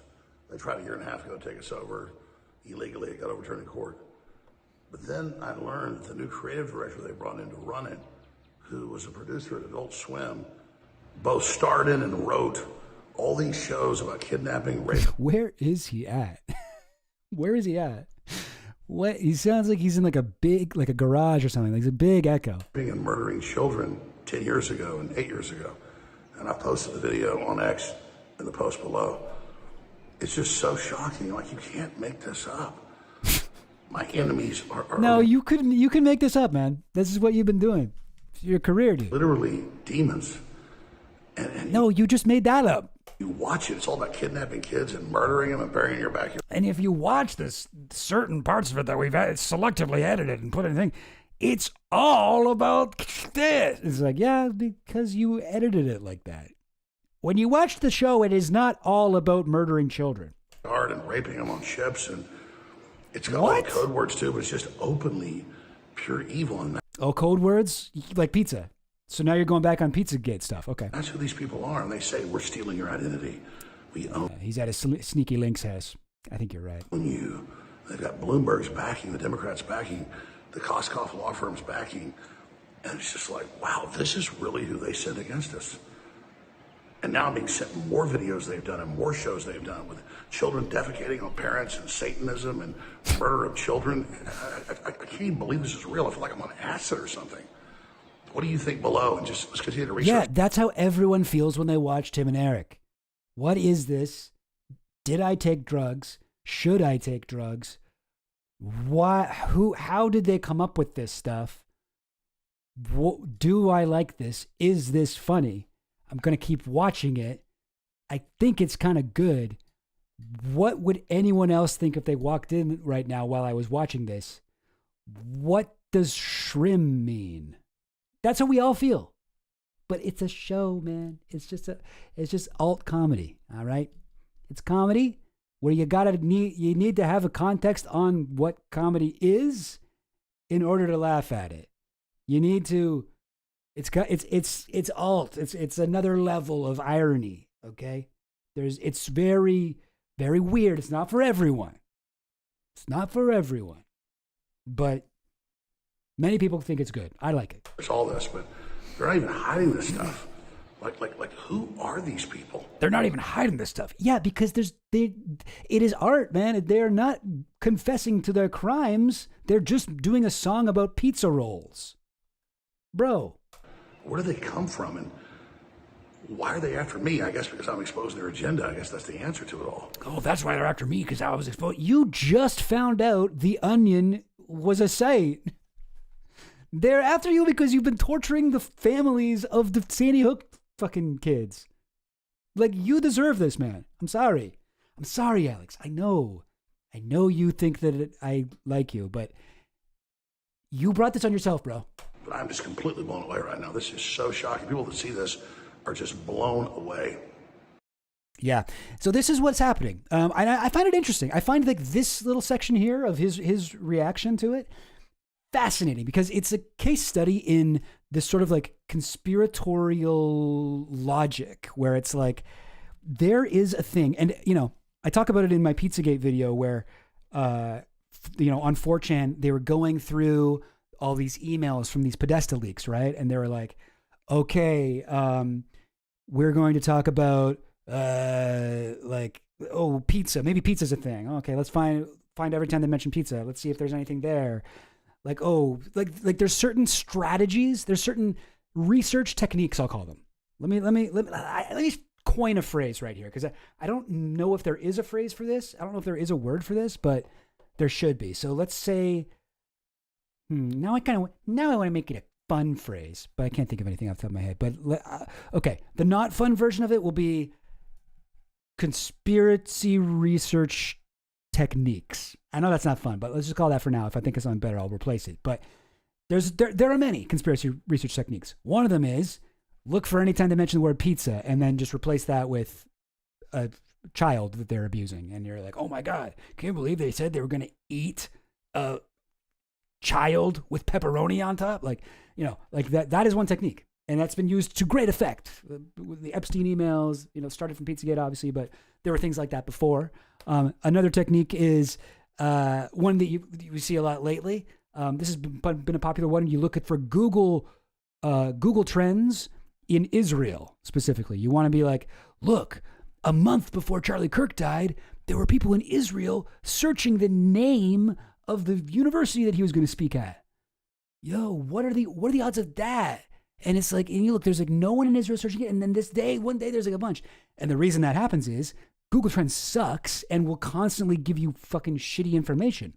So it's really useful. It's a conspiratorial research technique in that if you're in a position where you're like, I need to prove that this guy is the devil, here are some things you can do. There's the pizza thing. There's the conspiratorial research.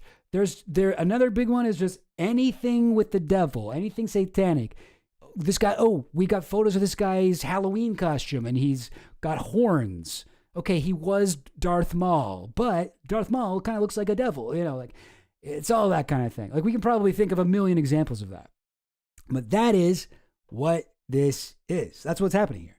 This is a guy doing what he does, some would say best. Some would say better than anyone else. And he's been presented with a situation where he's like, fuck. The Onion is trying to fuck me over. Tim Heidecker's trying to steal my fucking identity, trying to walk in my skin. How am I going to react to this? And what he landed on, and I don't think it's working. I do not think this is really a good strategy, but he's landed it on, let's just say that if we watch their clips, you can tell that they're evil pedophiles. I don't know. Should we look at how people have been reacting? Let's see, because I'm actually not sure. Let's see the reactions to this post. Internet exploded after the new leadership of The Onion was revealed to produce pro-pedo films promoting the rape, torture, and murder of children. Let's check it out.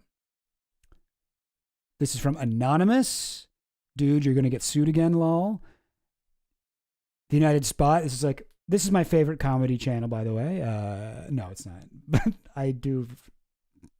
Honestly, they used to not use so much AI, but they were still pretty bad. Could Alex Jones get any more stupid? So this is a conservative guy saying this. Depends on how much they pay him. Depends on how much they pay him. Okay, that doesn't even make sense. Alex, did you know Tim was tried and nearly convicted? This is a reference to his show. What's it called? On Cinema. You backstabbed your base with pedo Trump support and then Trump backstabbed you. Poetic. It's so funny to say this revealed when it's a thing that aired on TV and is still readily available. The original official YouTube upload has been there for 15 years, dude. No one's trying to hide it. No one is there. Sir, you were right. A cabal of Satanists, pedophile billionaires do control the country. But since they're your friends, you have to get mad at a sketch comedy series from 20 years ago. Yeah. Oh, yeah. I would love if Alex covered the Tim Heidecker trial. Yeah, very true. Just notice the chill goblin bling around your neck. Thank you. That's a phone cable. Maybe. Anyway, so yeah, it seems like no one is on his side. Look into highnetwork.tv. It's real sicko shit. He's trying to break into kids' TV programming now with doodle dots. He's using his dead adopted father's money to make it. Oh my God, I would love it if he goes live with some of this stuff. This is great for Infowars. Infowars is for the pedo class. Alex Jones is a friend to the pedo. I mean, that's just facts. Alex, your instinct is spot on as always. Again, sending him to the fake website. Break it down to its most simple form. Adult Swim. The name alone is disturbing. Their shows and interludes are even more disturbing. It's like watching MK Ultra on display. I can't even tell if that one's a joke, but Hollywood, bro. They took this news and dragged me through the shit. Oh, dragged you through the shit? Who are you? DM's open. The rich are corrupt. Humanity has an autoimmune disease. Epstein child victim. IQ 110. Minimum IG. It's prophecy. Okay. No idea.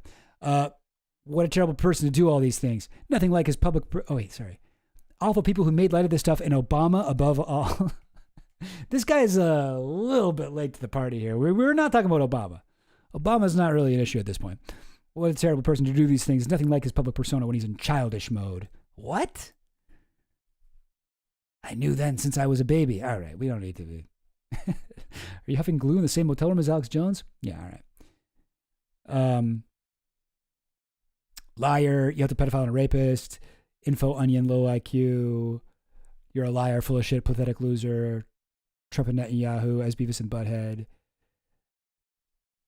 Anyway, gang, it does seem like his wishful thinking did not really work. His manifesting. The internet exploded after the new... No, it didn't. No, everyone can see you're full of shit here, man. I don't even know what to say. But yeah, there you go, gang. And that's Alex Jones. I don't know. Should I be looking at other stuff to do with this? I feel like this is pretty much everything. What was this? What was this? This was something. It's a web. What is it? What's the URL? Sorry, I know you guys can't see what I'm doing. Oh goodness. Oh God. Oh, it was this. This is the thing I was looking for. Okay, that's why. I got some breaking. That's why it wouldn't show up. Okay, 1 second. It's funny because after watching those other videos of Alex Jones, it is on brand that he's just like in the middle of nowhere with his phone out. We gotta know. Hang on 1 second. What am I trying to do here? There we go. News for you. It's looking very likely that global tetrahedron will seize control of Infowars in the coming days. The folks at Global Tetrahedron have asked me to step in as to run the show over there and become a big part of the future. So we're exploring. Sorry. My name is Tim Heidecker. I'm just here to let you know that I am now in charge of Infowars. It's an honor to take over the reins and chart a new path towards the future. We're looking forward to relaunching the site soon in the next coming months, and we're really sure what we're going to do with it. We're talking about all sorts of ideas. We were playing around with it being a real estate broker service or a cryptocurrency exchange market. See, I like that he's in character as if he's like, hey, this is a really exciting new direction for Infowars fans. If you like Infowars, don't worry. We're not going to stop. We're going to keep doing the stuff you love. And maybe we'll do a cryptocurrency market with Infowars, or a place to store pictures, most like a Dropbox account. Not sure. A lot of ideas, but very excited to take this on. And just want to wish everyone, extend a hand of friendship and grace as we proceed through this process. It's not going to be easy, but I can assure you that we have our best intentions in mind. We are in the city of brotherly love. Best intentions in mind. And I want to extend that sentiment to all our friends over there, longtime fans and consumers of the Infowars products. It's just like, oh man, it is kind of awesome. He's like playing up like, yes, for all of you longtime consumers of Infowars products, I hope you will continue to buy products from the new Infowars, and we're not going anywhere, and it'll be just, you're going to love it. Got some exciting products coming as well. We're working with a company that will enable you to turn your urine into gold. So stay tuned for more information about that, and stay with us. Stay updated on Infowars for more information as this story develops. Awesome. Very good. Hopefully a few people will want to laugh, then be scared. Like, you mean more people will want to laugh and be scared? I don't know. I hope that, I think this is going to be good. I think it's going to be good. I remember once, and I wonder if I could actually find this. I found this, once I stumbled upon a neo-Nazi, or I don't know. Do we even say neo-Nazi anymore? I feel like that was like a 90s thing. But I stumbled upon a Nazi YouTube account where he uploaded, because I was looking for, hang on a second. Third Reich. The Rise and Fall of the Third Reich was this thing I was looking for. I think this might be it, actually. Hang on now. And it's, so the Rise and Fall of, yes, this is it. Let me show you. So this is a documentary, The Rise and Fall of the Third Reich. It's like a famous documentary about the Nazis.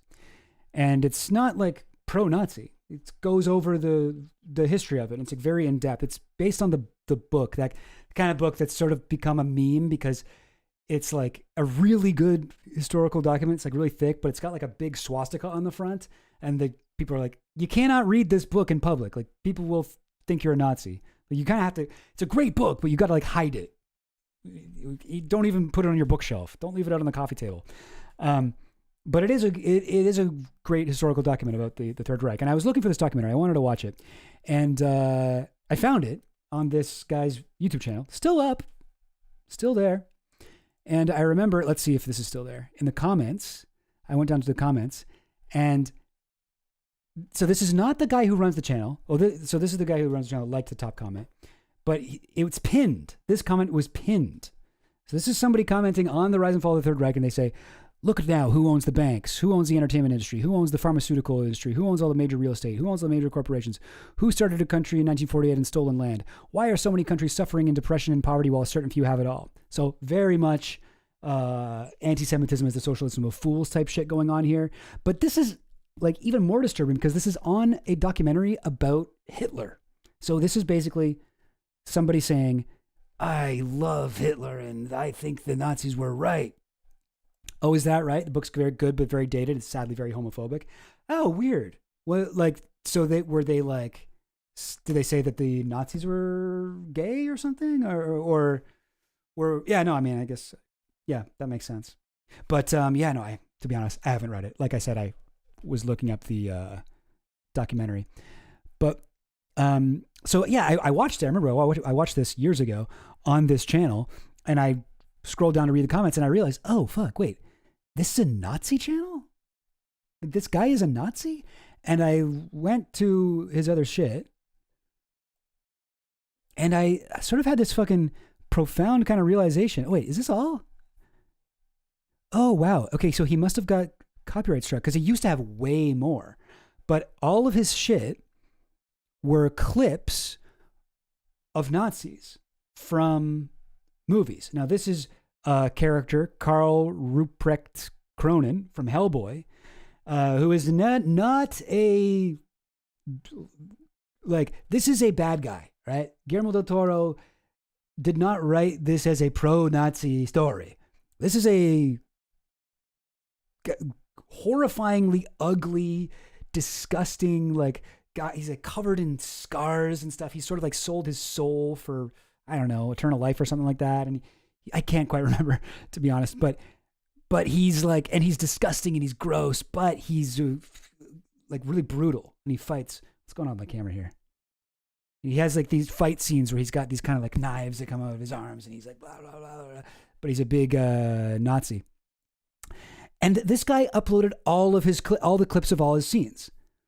And I remember when I was on here before, you guys are just going to have to take my word for it, I guess, because it's not here anymore. But that was not it. There was a bunch of other shit. There was clips from Schindler's List of Ralph Fiennes' character, of him being like horrible and like murdering people and like sexually assaulting people and like just clips of that on this channel. And it sort of made me think, wow, so like obviously like, you know, Hellboy and Schindler's List, and there was so many more examples, and I'm imagining that they've just been copyright struck since the last time I saw this. These are supposed to be anti-Nazi things, but this guy liked them. This guy who is a Nazi, I wonder what all these numbers mean. He thought they were cool and he uploaded them, and I realized, you know, yeah, they make the Nazis look evil, but they make them look powerful, and they make them look gross and like disgusting and cut up, but they made him look like a fighter. And I noticed that there isn't anything on this guy's page that was about, I wonder if I can find like an archived page of this. Probably not, but maybe if I can show you guys more of what it was like. Okay, no, I guess not. But one thing that they can't show you, or the one thing that I think they don't like, oh yeah, maybe I can. Let's go back to 2022. It's the earliest. Let's see. What else did he have on here?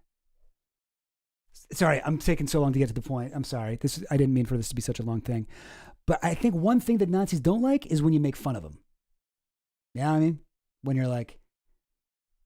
you make them look silly or awkward or like a loser, you know? They don't like that shit. Story of a Luger. Comics playlist. Emma Roberts. What else we got here? The Man in the High Castle. There's some scenes from that. So it's like, it's all Nazis. Not all of it. I guess some of it, I don't know who Tessa Conway is. I mean, maybe she's a Nazi. I have no idea. But The Dark Knight Rises Rethinked trailer. I don't know what that means. Sonnenschein. Lord of the Rings, even, like I guess would that have Black Speech, like the Mordor guys? Is that aspirational for him? Like, I think when people make Nazis look super evil, they kind of accidentally make them look cool. Does that make sense? Yeah, I mean, they lost. They are objectively losers. It is a suicide cult. You know, fascism is not a sustainable thing. You cannot have long-term fascism. This is a ideology that demands action without thought, demands constant war, demands constant expansion. That it cannot be sustained forever. It must be ended. It's embedded in the ideology itself for the leader to shoot themselves in the head in their bunker. Blade 2. Never underestimate the power of... Okay, well. Michael Jackson Footsteps. A lot of Nazis like Michael Jackson a lot. There's like an anti-Semitic line in one of his songs, and a lot of them think that, you know, so he was a Nazi, I guess, or that he was killed by some Jewish cabal. Anyway, all right. You get the idea. I don't know. I don't really want to. I guess I probably shouldn't give this guy that much information, but like, it's perhaps not worth like getting too upset about, I guess. Like, I think we should still depict Nazis. We should make them look scary. We should make them look bad. But understand that for a lot of people, that isn't really a problem. Like, they don't mind being evil. They don't even mind being like ugly, like the guy in Hellboy. They just like that they look cool, dangerous, scary. You know what I mean? Anyway, not really sure what my point is there. This is what it's going to be like. 2 streams a week. That means I'm not going to have as much time to go over shit in advance. What else? What's something else I can look at? I don't know. Maybe a video? Don't really have anything in mind. What's Coop been up to? Coop.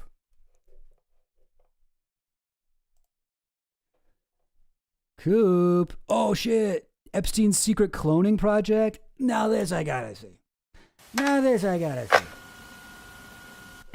All right, guys. Let's get educated. Oh, wait. Is it doubling up? I think it's doubling up, right? Should be better now. Oops. There we go. Warning! What? Warning what? That's not a warning. Morning, the fire department and EMS here in New York City got a phone call from MCC, which is a federal detention facility here in Manhattan in New York City. What we know from officials that have been briefed on what happened, he was found, it appeared that he had hung himself in his cell or wherever he was being held within MCC. Yo, Coop's getting more cinematic. I like it. I like the term.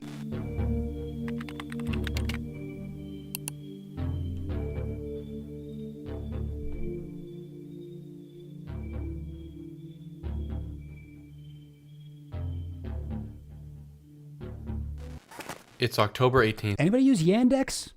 Are they good? I just been using DuckDuckGo. Of 2009, Jeffrey Epstein sends what appears to be an innocuous email discussing the hacking of genes. Perhaps it's just another show of just an innocuous email discussing the hacking of genes. Okay. Interest into one of the many academic fields he was investing his time and money in. And although at first that may seem very possible, it's actually something very different than that. And it's the first of over... Okay, it is. Speaking with complete certainty. Well, it may seem like he was just making investments. It's actually something much more different than that. It's like, okay, so you know what it is then. 24 or so scattered. So this isn't going to just be like you have a theory. You know, you have proof. Okay. References to Epstein's plans for genetic manipulation. Most of them seem to have been erased by the government, but enough of them have gotten out that we know that he had the final... They've been erased, but it's redacted. But yeah. Goal of cloning himself, as well as creating carefully designed offspring. The email that begins this whole rabbit hole is simple. Now, so far, actually, I think that is true. But let's find out. But it is really a key to something very dark, and it reads as follows. It's a seemingly kind of random link to a speech given in 1984, and the email follows with, trick now is to apply it to DNA, RNA. I seems to be a hacking protocol. Turn on some, turn off others. Keeping an email like this within the context of Epstein's obsession with building a baby farm, this is already raising some alarms for me here. I don't really like a guy like this talking about how to hack DNA in his own words. But it's who he's speaking to that really causes the initial alarm and makes one want to pause for a second and think about this a little more. Nathan Wolfe, the guy... I actually don't know who Nathan Wolfe is, so I'm excited to know this. Yandex is just Russian Google, no? Oh, is it? Oh, okay. I thought it was supposed to be like a fast search engine or something like that. But is it just Russian Google? Interesting that Coop uses it to search stuff. I don't know. I don't know. I like DuckDuckGo. Sometimes I will go back and use Google, though. Who Epstein sent this email to, and we're just going to call him a guy because I refuse to call him a man. Nathan Wolfe is an American virologist. What? Okay, so I guess Coop's got like a hierarchy of words to call people. He's like, I'm going to call him a guy because I refuse to call him a man. A man requires at least, let's say, more respect than guy. But I feel like guy is fine. Like, that's not like insulting, is it? Should I be insulted? People who are like, oh, that guy over there. Like, you know, like that's just seems pretty neutral to me. Anyway, but man is also pretty neutral. Anyway, whatever. Biologist and founder of Global Viral, a nonprofit in San Francisco, California. They allegedly study infectious diseases, their transmission, and have a stated goal of developing an early warning system for a pandemic. Coop got that smoke. He's like, yeah, guess what? I don't fuck around. If you fuck with me, I'm going to say you're a guy. I'm not going to call you a man. I'm going to call you a guy. And you'll be sorry. They raise initial funding from several sources, including the US military. And he's also on the board of many companies, including one named EcoHealth, which got a lot of criticism for its role in manipulating a virus named after a beer that everyone came to know the year after March of 2019. I'm going to give it a 3-second countdown while we start connecting some dots here about what that could possibly mean in connection to Epstein. All right, so he's saying that Epstein created COVID with coronavirus with this guy Wolf. Okay. There's a lot more in that whole rabbit hole of Nathan Wolf. He is a weird dude, including being a founding member of Ghislaine Maxwell's Terramar project. Ghislaine Maxwell. You know what? I thought I'd heard every different way to pronounce her name. I think that one is actually new to me. Ghislaine. An old Ghislaine. But needless to say, he's completely compromised and highly connected throughout the global science world. And this Epstein email, like we said, may seem innocuous, but it's like a feeler, and Epstein knows that Wolf has lots of connections in this space to the right minds for the long-term goal of building a clone. And make no mistake, as we shall see clearly stated throughout these emails, that is very obviously Epstein's goal.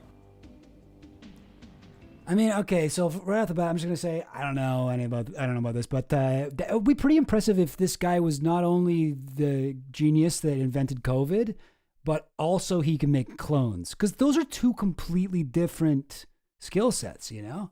Like, yeah, I'm sure there's a little bit of biological overlap between designing a pandemic virus, but, you know, you can't, like, making a clone, that's different. And also, I mean, like, here's something that maybe I'm a little bit unclear on. We know how to make clones, right? Like, that's something we can do. Like, we made a clone of a sheep, Dolly.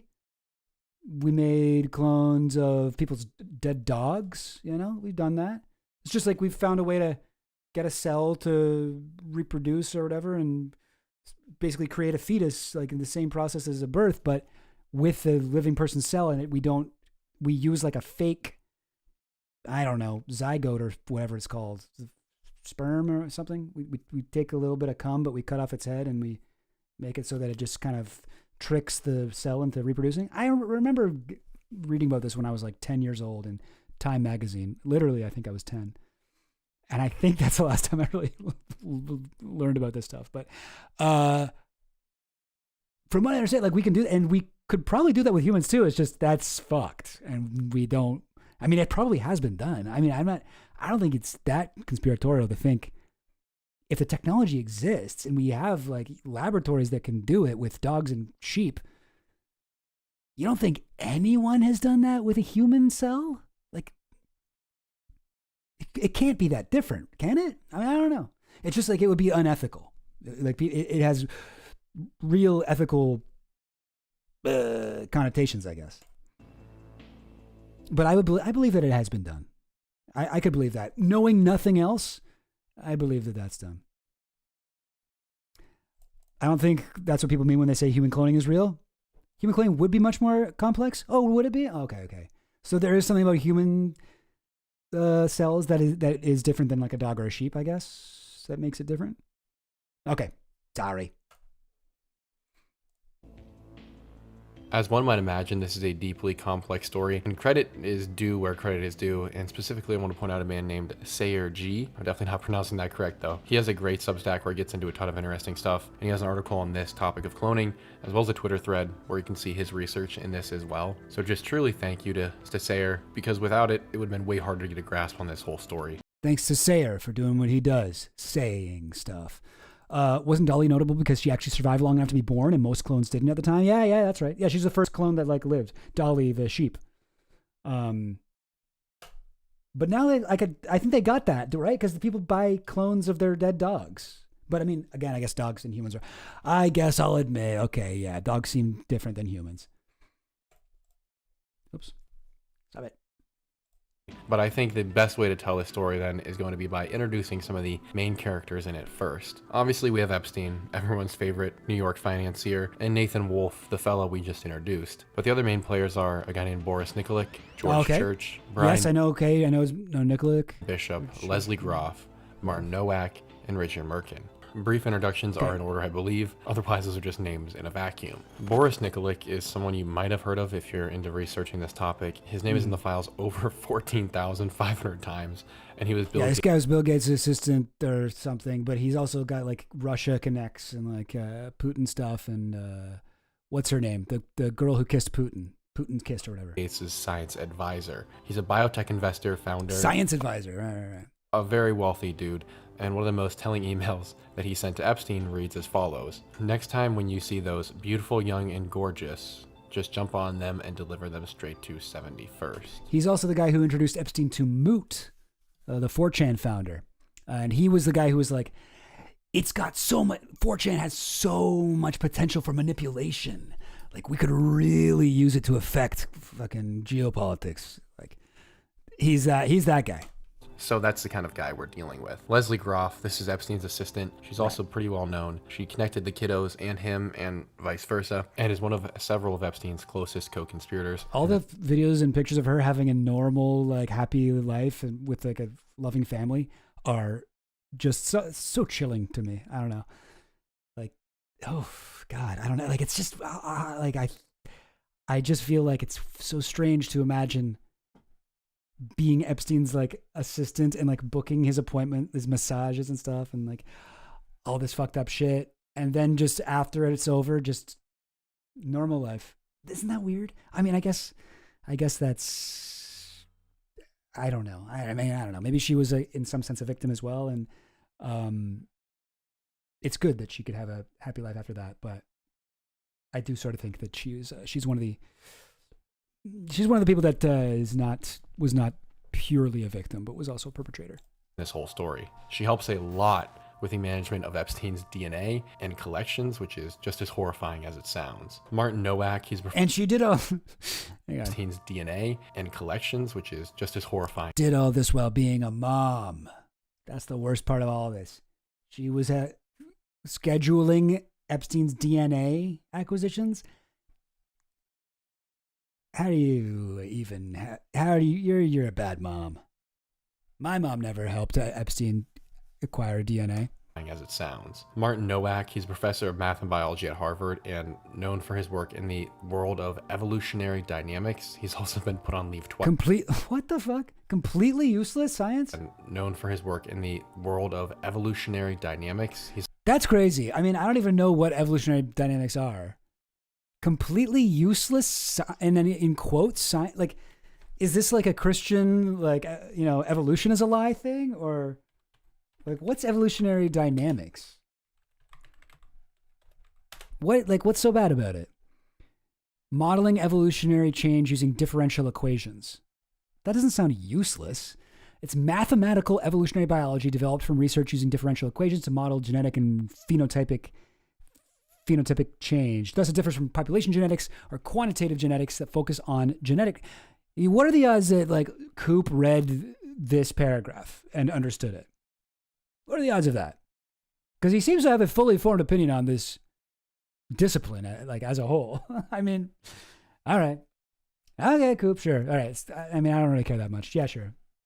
He's also been put on leave twice over his Epstein connections. He received tons of money from Epstein, and even thanks Epstein directly, I can't even believe this, caught 4K to another level. In Martin's 2011 textbook entitled Evolutionary Dynamics, Exploring the Equations of Life, he thanks Epstein directly, and he says, quote, "I thank Jeffrey Epstein for many ideas and for letting me participate in his passionate pursuit of knowledge in all its forms." That's not being caught in 4K, dude. Well, he just thanked Epstein. I'm not saying this guy isn't a piece of shit, but like, you set me up to think that you were about to say something crazy. It's just like, and he said, "Thank you for helping me."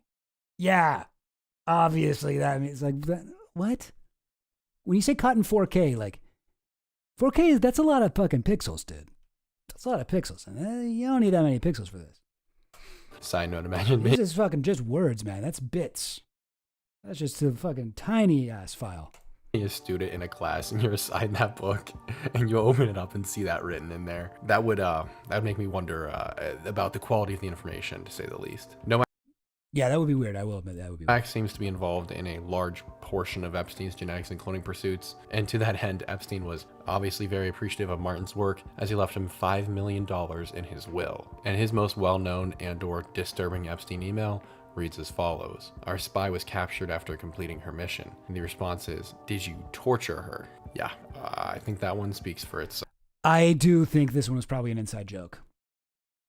I do think that this one was like, oh, we had a, like, yeah, maybe it was just like somebody friend of theirs where they're like, oh, can you go and find out some information for us? Can you blah, blah, blah. I mean, maybe that is kind of spy shit. But then like this guy sending Epstein, our spy was captured after completing her mission. Did you torture her? Like, this is just riffing, right? I mean, I'm not to defend Epstein at all, but like these guys, it's the same thing when Alex Jones watches Tim and Eric. You got to understand people make jokes. You got to understand, even Epstein made jokes. Brian Bishop, this guy is someone hard to get a pin in, especially how he got so wealthy. We do know he was early into institutional crypto and likely came from some dough as well. I'm just assuming there. His claim to fame, though, is that he is heavily into transhumanism and into genetic manipulation. It's already a weird thing to be into, but he somehow makes it even stranger. He doesn't make much of an appearance in this story, though, until later, when he basically holds Epstein's hand as they walk fully into the cloning process. And finally, best for last, George Church. That's right, we have both the last names Bishop and Church attached to people who intimately helped Epstein with genetic manipulation and the final goal of human cloning. Ironic would be an understatement. George Church is a guy who... No, it wouldn't. That would be a apt term, I guess, if you think that's ironic. Has the look of someone who should appear 2,200 times in the files, is how I'll say it. He is a leading geneticist. Why? Because he's got a beard? That's beard racism, man. And I do not stand for that. On Earth. This guy does not look like a pedophile. Many people have beards and hair. That's okay. And glasses. Okay, you know what I will say? Maybe if he's talking about the glasses, I do think everyone who has bad eyes is a pedophile. So yeah. Okay, I'm on board again. Should appear 2,200 times in the files, is how I'll say it. He is a leading geneticist on Earth, if not the most prominent as a whole. He has founded over 50 biotech companies, including 16 alone in 2018. He is extremely successful in his field, very highly regarded, and has a reputation to do just about whatever he wants. And most important... I had a Boston Terrier named Peanut when I was a young adult, which had another into that dog. Solid white Boston Cuse dog in history. Aw. Guys, let's do a GoFundMe so Flash Motorworks can clone Peanut. Peanut 2.0. Importantly, all of the knowledge one might require. Q-Nut, maybe it could be the clone name? If they just wanted spitballing. We can think of something better, but to pursue cloning a human. And he does admit, as we shall see, to having that exact goal. Finally, when I say cloning, I want to state, I don't want you to think copy and pasting a 65-year-old Epstein, and then there's two. I mean something more along the lines of using his DNA to create a replica Epstein, grown from the moment of life at conception, all the way through birth and onward. And we get evidence this is yeah, okay. So honestly, so far, not a bad video, right? Do we think? I none of this is really as unhinged as I normally expect Coop to go. I don't know if Epstein ever did this. I know Epstein really wanted to have a baby, like he wanted to have a baby with Virginia back in the 2000s. Like there's another 20 years after that. There's some indication that he may have had children. There's like it's hard to say for sure. There's nothing really concrete on this. And he did talk to all of his fucking evolutionary biology, whatever, professor friends. He asked them a lot about like, what if I just wanted to have like a lot of kids? What if I wanted to start a breeding farm? If I wanted to do this, what do I want? It's like,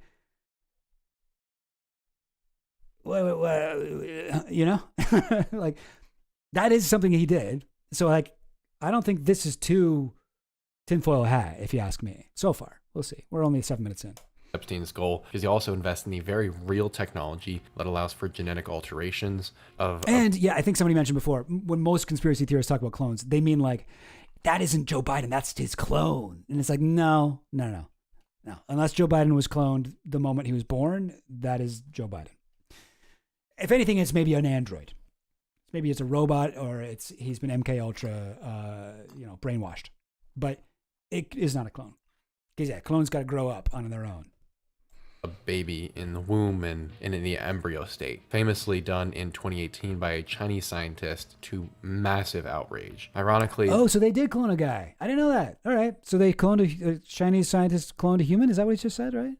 alterations of a baby in the womb and in the embryo state, famously done in 2018 by a Chinese scientist to massive outrage. Ironically, it's not all that dissimilar to the cloning scene on the water planet of Kamino in Star Wars, human DNA copied from an original host and then replicated en masse. The goal can be whatever it is that it's en masse, but yeah, that you wish.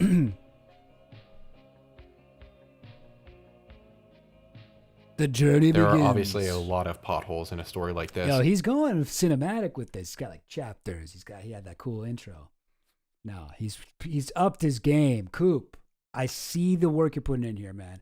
I'm telling you, it's paying off. To get stuck in, that frankly boiled down to Epstein seeking to get connected with the right people. After all, most of his life was just chatting with people and trying to get them comfortable with him. So I'm going to boil down the first few years of this project for us. From 2009 in that first email we read until 2012 or 2013-ish, Epstein spent his time building a Rolodex of people to help him with his main project, which is cloning. Oh, this is actually a graph of like Epstein timeline. What does it say? Collecting Richard Martin, collecting Martin Nowak, trying to get in good with... It's hard to read. And along the way, some of the big names he collected are George Boris Church. Nikolic, Richard Merkin, Martin Nowak, and he started trying to get in good with George Church, inviting him to events with others. Why would you make... That's such a weird graphic. Maybe it was AI. I don't know. Weird. Scientists and wealthy individuals. This few-year period was Epstein's planning phase, as it were. In a 2010 email, Epstein is invited to an event hosted by a group known as the Edge Foundation. It's a secretive boys club that entertains and hosts events for some of the most brilliant scientific minds and some of the wealthiest people. Exactly the kind of thing. Yeah, why would you spend money to clone rather than just make a lot of people have your child? Well, if you're a narcissist and you think that you are the best person ever and you just want there to be more guys like you, having a baby with another human is a compromise, because then the baby, 50% of the DNA is yours, but then you get this random other person's DNA in there and you're like, what the hell is this? I didn't want that. I wanted it to be only me. You know what I mean? Epstein wants a hand in and puts his hand in. So much so that he became one of the chief financiers of the entire operation, bringing about full-scale billionaire dinners where these power players would all be in the same room with one another. You have the money and you have the know-how. What bad could happen, right? Needless to say, though, this ingratiated him greatly with the science community, and it's likely where he first met George Church, as George Church gave a speech to this group in 2007 and was on their list. And George, as we know, is the foremost figure in this world of genetics and biotech, so it's not surprising that... This was, in the 2000s, after his arrest, part of the way that he got back into kind of the elite circles was through funding science and really playing up his role as a philanthropist, a scientific philanthropist, and blah, blah, blah. Like that was his move. So he didn't used to be in those worlds as much. He was a little bit, but really upped the game in the 2000s. Epstein late 2000s. Tried snagging him during this prep period of his. He's one of the few minds who has the knowledge and the resources accessible to have an actual shot at cloning. It's funny, this guy really thinks this dude George Church, Coop really thinks George Church is a genius from what I'm hearing here. It's like every single time George Church gets brought up, just think about how smart this guy is. He knows so much about the body and about the way that it works. In fact, he's even been on TV to talk about it, and I think he's probably one of the smartest guys on earth. Pretty interesting, right? To say he's a genius, that would be one hell of an understatement. A human. What is surprising, though, is how George reacted to Epstein's curiosity. Epstein obviously groomed him for some time and was really investing in this relationship because he knows he needs what George has. So he's trying to get in good with him. However, at one of these dinners, which George Church later admits to attending and saying that he went to because of the connections, we actually learned that Epstein somehow flopped, which is surprising considering how brilliant of a social navigator Epstein must have been to have done what he did. In any case, though, Epstein clearly made George nervous enough that he started cutting off connections with him and stopped attending Epstein's events. And the isn't there some plan to populate the world with rich people's kids that guys like Elon Musk is into? Yeah. What's it called? The natalist? No, what is it? But yeah, there is that. Yes, Elon Musk is definitely one of those guys. Reason for this flop we can kind of glean at is because Epstein had pushed and asked him about human cloning. We don't know if he said for cloning myself or if he just said in a theoretical manner, but we know it was enough to make George pretty suspicious. So let me read the email in full for you. This is from Jeffrey Epstein to George Church. It reads, "Sorry you can't make it. Did the cloning issue give you pause? ? And then George Church responds simply saying, not really even. Did the cloning issue, big space, give you pause? Interesting. Okay. Answering exactly his point, and he says, yes, I'm working toward this goal fairly rapidly, but trying to do so in a way that minimizes risk to the field. James Wilson, who happened to be my physician in the 1990s, set back the field of gene therapy by a decade by rushing. And then he links an article. My lab is good at conceiving of radically new technologies, as well as improving throughput and quality by factors of 10. Given a couple of throughput? Or throughout, maybe? Or throughput, is that word? Funding, this will become much more reasonable. I'm too busy doing it well to get distracted by doing it badly.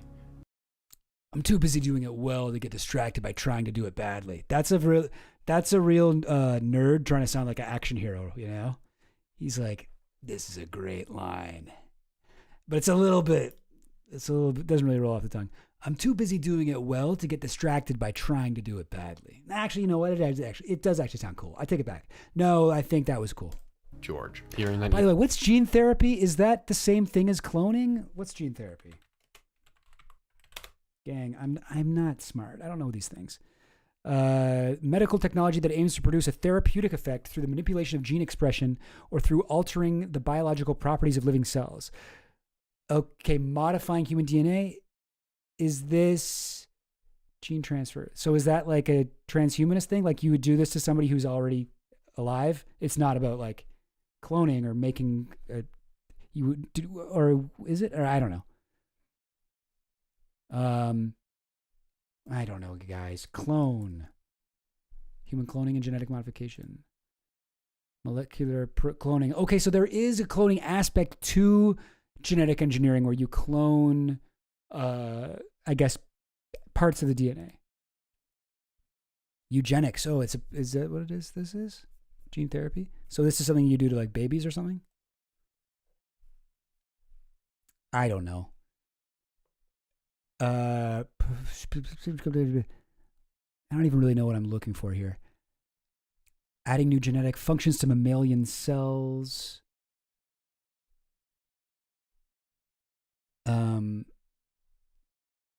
Bacterial gene tagging trial on humans. The polymers are transferred into proteins. Okay, well, I mean, I can see that this is somehow related to cloning, but it feels like a totally different thing, right? Email, it's pretty clear that it was obviously the cloning topic that had made him so concerned, because he discusses how he doesn't want to accidentally rush this and mess something up and cause damage to this entire field. But it also goes a little bit deeper than that, because in this email that Epstein gets sent by George references a fellow by the name of James Wilson. And since I was born in 2003, this went right over my head. It might as well have been 100 years ago. However, things made a little bit more sense when I looked up the name that he was referring to, and I found an article about a boy named Jesse Gelsinger, who in 1989 had a rare metabolic disorder named ornithine transcarbamylase. At essence, it's a blood disorder, and it's seen as uncurable. And in Jesse's case, he had a mild one because he managed to live beyond just infancy, but it came with the cost of him having to eat very little protein and take some 50 pills a day. Jesse began becoming increasingly opposed to continuing this diet and these pills, and so when him and his family learned of a study seeking to use a new revolutionary medicine to solve this problem that he had, he was curious. And so a connection was made between James Wilson and the family, and they found out that he had actually, been running a trial with a handful of other people who had this disease to try and figure out if there was a solve. The results, however, were pretty bad. Previous patients had been suffering awful flu-like symptoms, but magnified. The reactions were not good, but Jesse couldn't keep going on the way he was, and he refused to keep up with this 50-pill low-protein diet. So he and his family agreed, and Jesse entered the trial, run by James Wilson, the guy in the email. And 4 days later, Jesse would be pulled off life support, dead. This new study was testing a gene therapy remedy, and it had killed this child and nearly the whole field of genetic manipulation all within a few days. And likely it would have been for the best, just from where we're standing right now, if this genetic manipulation branch of science was ripped down right then and there, but it wasn't. And after years and years... I mean, I wouldn't go that far. That is tragic, and it does seem like they rushed it, but I don't think that you need to close down the entire branch. I mean, it sounds like if this could work to help with whatever cystic fibrosis or whatever other thing, I don't know. I think it's worth looking into. Right? Who's with me? Gene therapy all the way, right? I don't know. Years it was making a comeback and was really approaching the forefront of bio. I don't know. Listen, are we playing God a little bit? Yeah, but somebody's got to do it. God's not helping us cure our painful child diseases. Biotech by the time Epstein was beginning to investigate and invest in these relationships. And it was this case that made Epstein's new friend George Church so worried that he had broken communication with Epstein and had stopped attending. Oh, interesting. I kind of look at gene therapy cloning as a form of stem cell therapy that doesn't need aborted fetuses. I think I hear what you're saying. Yeah. Okay. His events. He knew that there was something that he was getting close to, the possibility of cloning, but he did not want to risk the whole field and possibly his entire career by getting involved with the wrong person, which, based on the email and George Church, can really be the only reason he said no to Epstein at first, because George Church has little to zero sense of morality. There's a 60 Minutes interview in 2019 where he would go on. Ooh, now he's talking shit on Church. Okay. He's a smart guy, but he has no morals. On to say, when asked, basically that he doesn't regret taking Epstein's money. You regret taking that money now? Oops. I regret not knowing more about the donor. I think in general, when people,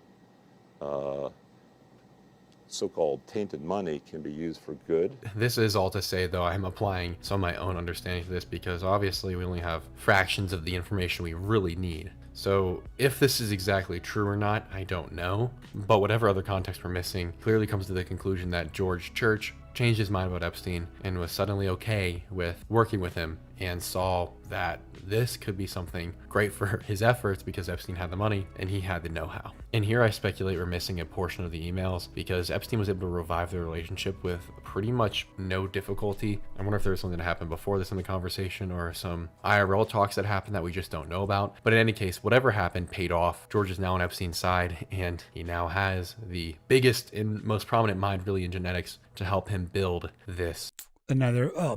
He's got the biggest mind in genetics. His mind is so big in genetics that he knows that having a big mind doesn't necessarily make you smarter genetically. But I think it's an interesting question, about how he doesn't regret taking the money. Yeah, I mean, I get that. I do find that a little disturbing, but I mean, if you're looking at your life and you've gotten a grant or something, you've got a lot of money and you've used it to do great work, like your life's work, say, and then you find out that the guy that gave you that money was somebody like Jeffrey Epstein, I can see being in his position and being like, oh, I don't regret it. I just took the money. Isn't it good that I took away his money that he could have used to hurt people or whatever and used it to do something good? Yes, he seems like a bad guy and I wish I had known more, but blah, blah, blah, blah, blah, blah, blah. Now, I can see that. I can especially see that from defensive posture where people are like, how dare you take the money? And you're like, I didn't know, kind of thing. But also you got to understand, big picture here. It's like Epstein was giving you that. He wasn't getting nothing out of that. He was getting credit. He was using that to embed himself more into these academic circles and get credit and maybe meet other scientists who he could donate money to.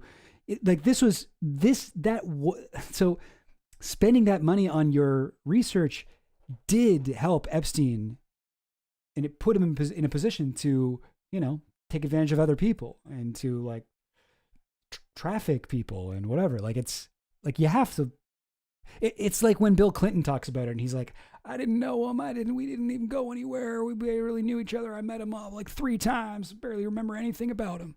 I don't think we need to worry about that. And it's just like, dude, Epstein, every time you took a photo with Epstein, he would hung it up in his place and made it look like you guys were best friends. He literally would make sure to walk girls by that picture. Every single time they came over, Ghislaine would be like, by the way, he's best friends with Bill Clinton, right? And even if he wasn't, you need to understand Epstein used his relation to you, or even just the perception that there was a relationship to you, in order to abuse other girls. And it disturbs me when people can't make that connection. I understand, I think, psychologically why people don't make that leap. And they're like, well, I mean, that's not my fault. But it's just like, I think that I would like to see people make that acknowledgement more often. And that's sort of how I feel about this guy being like, oh, I don't regret taking his money. And it's like, I know what you mean, but maybe you should, though, a little bit. Clone. Oops. Oh, hey. Keep making this full screen. Don't the biggest and most prominent mind really in genetics to help him build this cloning creation that evidently George and Mistu already having been working on, which is a pretty crazy thing to say in a relatively unencrypted email. And really, it's hard to overestimate how great of a pick or grab this is for Epstein and his team. In a relatively unencrypted email? You mean the ones on Gmail? Like, it's just an email, bro. We didn't have fucking Signal chat back in, I don't know when this was, 2016 or something? Like, relatively unencrypted. What are you talking about? Anyway. Because now he has a real roster formed for this cloning push and has all the minds he needs, and money obviously is no problem. So let's see how this continues. I am doing my best not to ramble here too much, but there's admittedly a ton of information. Like I said, potholes for days and rabbit holes you get stuck down for hours. So I'm going to skip ahead and we're going to land on the ground again at the next Oh, is that right? Okay, thanks, Biva. Church is more a guy who makes big promises to rich guys in order to get funding for outlandish projects before moving on. He was the guy who claimed to have cloned a direwolf, and it turned out that wasn't at all true, right? If I recall that correctly. And that's so funny. And but the way, I guess maybe the way that Coop is talking about him here is like, this guy is like Jimmy Neutron times a million. This guy is a boy genius if he grew up and was even smarter as genius. He was easily the biggest brain in the world when it came to genetics and cloning. And that's why it's crazy that he was doing that for Epstein. There's an email where he said he was working on it, but really he was talking about fucking, what was it called again? Gene therapy. I'm finding the evidence here is a little scant. The evidence is scant, and yeah, it makes sense. Church maybe was not being totally honest with Epstein. And it seemed like Epstein was pushing him towards cloning, which is interesting. Like I said, cloning seems like something Epstein would be interested in, knowing this shit that he was interested in. Standout detail to me, which is in June of 2013. It's an email exchange that occurs over the 25th and 26th, detailing a very bizarre request. Epstein, via his assistant, Leslie Groff. Yeah, 2013. Come on now. Introduced earlier, is emailing George Church directly about having Epstein's skin cells taken while he's up at Harvard in order to have his genome mapped. George, clearly no longer having reservations about this Epstein relationship, reciprocates this desire to meet with Epstein happily and schedules Epstein. I'm annoyed that this he's put the word so small. I kind of want to read it. Can you not zoom in and then pan up and down it or something? Come on now, man. How am I supposed to read that? For Friday. Makes me think we're missing some emails here because they got very buddy very fast. There's even an email thread entitled "My Friend." Or they met in real life and they were like, let's email each other. Most people don't meet each other over email. George. That said, fun fact, I've actually walked by the building where this DNA from Epstein was taken probably at least 100 times back when I lived in Boston. There's a very real possibility that at least a few copies of Epstein's genome. There's a very real possibility that I may have even stepped in a puddle of Epstein's DNA. Crazy. Are still stored at that hospital. Because get this, a few weeks later on August 1st of 2013, one Dr. Thikuria, who works in George Church's lab and is also a, you guessed it, foremost mind in the genetics world, emails Epstein's assistant and they can't all be the foremost mind in the genetics world. Date. But okay, sure. They're all big genetics guys. And it reads as follows. Jeffrey's skin biopsy resulted in several successful, viable fibroblast cultures. Those cell lines are now stored in liquid nitrogen and slated for iPS cell line creation. Not only is Epstein's genome, or in other words, whole DNA genetic makeup, now being mapped and saved, his cell lines are now being copied and stored in liquid nitrogen. For what purpose? I'm not quite convinced it's just mapping his genome. And Epstein would end up paying the lab an initial... I mean, what could it be? Could you use skin cells to clone someone? I mean, it might just be, I don't know. Does it say in here adult stem cells? What's slated for iPS cell line creation? What does that mean? success rate of generating iPS cells is relatively high. Process takes several months. iPS cell, what is it? Creation. I don't, sorry. Cell creation. Let's see. Induced pluripotent stem cell. Okay, adult stem cell. And what is it used for? Cloning? Mouse fibroblast cells. No, okay. So they put the human cell and the mouse cells together. A scheme of the generation of induced pluripotent stem cells. What do you use it for? Human induced. And then what? Challenges in reprogramming cells to pluripotency. Huh? What is it? Maybe I should just read the first sentence. A type of pluripotent stem cell that can be generated directly, encoding transcription factors can convert somatic cells into pluripotent. Mature cells can be reprogrammed to become pluripotent. Why? So does that mean that you can make old people younger? Okay, yeah. Yes, that's exactly what it means. Holds promise in the field of regenerative medicine. You can regenerate, they can propagate indefinitely, as well as give rise to every other cell type in the body.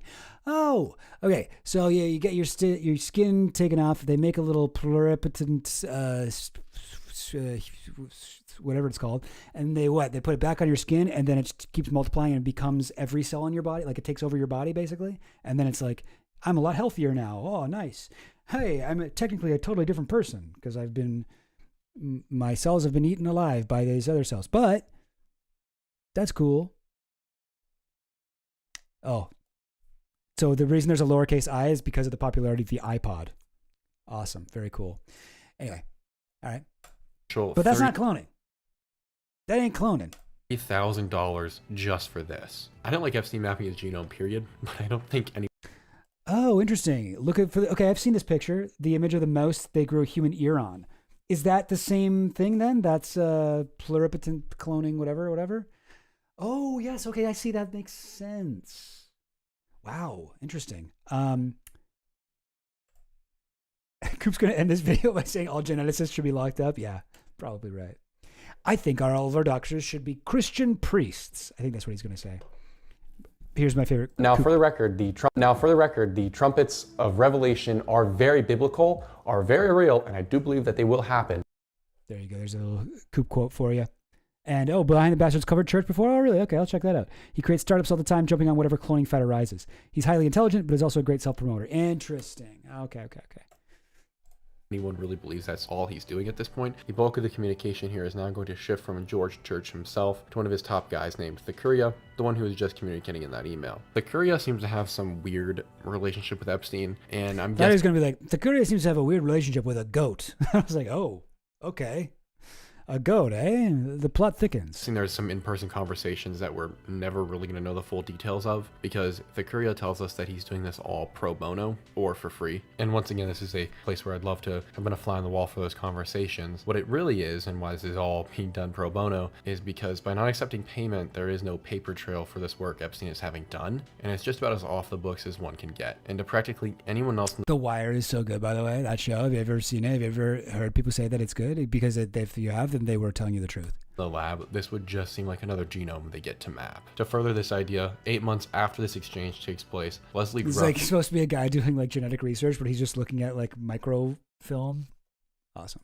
Who really seems to be on point for the whole genetics piece of the Epstein saga, reaches back out to Thackeria, introducing Jeffrey's accountant, Rich Kahn, basically making a formal declaration that this is going to be the source of the money, this is who you go to for those transactions. And in this case, he's brought in because Epstein now wants another $5,000 genetic workup conducted. It becomes clear here that this is not just a curiosity for Epstein, he's investing a fortune and has taken years to curate these specific relationships, and is not simply getting everything about his genetic makeup etched into the records for the purpose of seeing what diseases he's predisposed to. But to really hammer in the notion that this is all going to be off the books, George Church's employee and colleague, Dr. Thackeria, says, Jeffrey and I agreed the research route made the most sense. For one, ordering a whole genome on a presumably healthy patient is not currently indicated. Doing this as a patient, at least at MGH, would also entail creating a medical record of the encounter and the results. Our plan is to keep this data private, at least until... Okay, hang on. So wait, maybe this is actually more weird than I thought. Okay. So I'm a little confused here. Wow, we're missing some of the information here, right? Doing this as a patient would entail in creating a medical record of the encounter and the results. Huh. I've discussed doing Jeffrey's genome through my MGH study with George Church, and he's fine with it. I'll coordinate getting Jeffrey Epstein's samples from PGP, moving all of it. Interesting.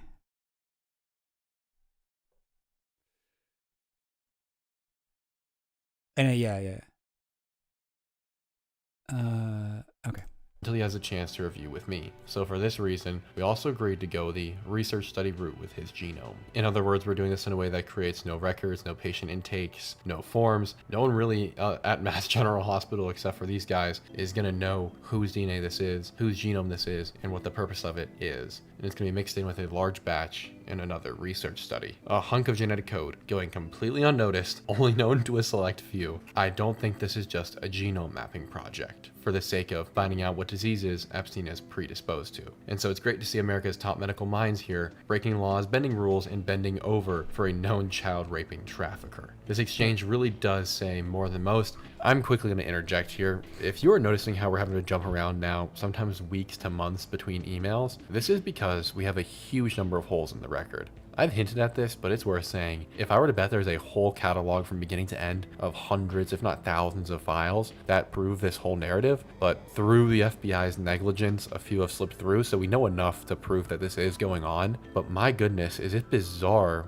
where these things are missing and what is missing. Now, let's continue. In April of 2014, one Richard Merkin is going to come into play and simply... Richard Merkin. That's his real name, eh? Is it? Richard Merkin. That's a funny name. Dick Merkin. Because a Merkin, if you guys are not familiar, is like a Hollywood term for like a pubic wig. Richard Merkin. That's the guy? Oh, he's a painter. Is this the guy? Oh, wait. No, let me this. Heritage Provider Network. Okay, this is it. Biomedical technology. Okay. Huh. I don't know about him. Great name, though. I remember a name like that. The following, like it's no biggie. Where are you? Any cloning updates? Right. What is the world we live in? Just like that, the cat is out of the bag? Richard, based on his own words, is full well aware of Epstein's long-term goal in all this work and relationship development. A couple months later, in mid to late June of 2014, the Courier comes into play again from George Church's lab and meets Epstein in person to collect some saliva samples. Why? I don't know, because they already have been mapping his genome and cell lines for like a year. I would not. Maybe that was just like their code way of saying he went over there to make out for a while. Get some saliva samples. I think then that would have been enough, and it would only be necessary to come get saliva. The saliva don't have a lot of DNA in it, right? Saliva, you can't. That's not like admissible like forensic evidence anymore, I think. One we're seeking to go beyond just some genetic curiosity. Epstein's accountant, Kahn, then sends the Courier two $1,000 checks for his work. Pro bono work, let's reiterate. Recalling here, these $1,000 checks are not for the Courier. That is just to cover. Oh man, that's kind of hilarious. There's a man who got stuck with a penis on his arm. It was grown there for transplant, then got delayed multiple times from COVID. It's in the UK. Really? Oh no, that sucks. That sucks. Yeah, I mean, during lockdown, I just like kind of grew my hair out and whatever. And I was just like, I'm not going to see anybody. It's fine. I feel like it would have been a little different if I had a dick on my arm. He got it moved to the right spot though, I hope. Cover the costs. The following month, July 10th, is when things really began moving fast though. Whatever hesitancy George Church initially had about working with Epstein and the image damage that could occur if this came out and he tried it and was wrong is gone now. He pitches Epstein a $10 million investment plan into a handful of biotech companies. This $10 million can be seen in a few ways at the same time. $10 million is a lot of money, but for someone like Epstein who is backed by governments and their most powerful people. Come on now. For something like Epstein who's backed by governments. Okay. All right. I mean, I get it. I get what you're saying. But I just think it's funny to say something like that with your full chest when it's like still kind of up in the air, you know? Was he backed by governments? I mean, he was connected to politicians. It seemed like he was good at working people within governments. Was he backed by governments? Was Epstein a creation of a government? Was he fully funded? Is that the source of all his wealth? Is government like? That's far from a foregone conclusion here. I mean, it's possible. I'm open to hearing you out if you got a theory on that. People, it's not really that much money because he's pulling from a very close to infinite source, basically. Dude, so this $10 million is actually. Oh my God! All right, that's a little much.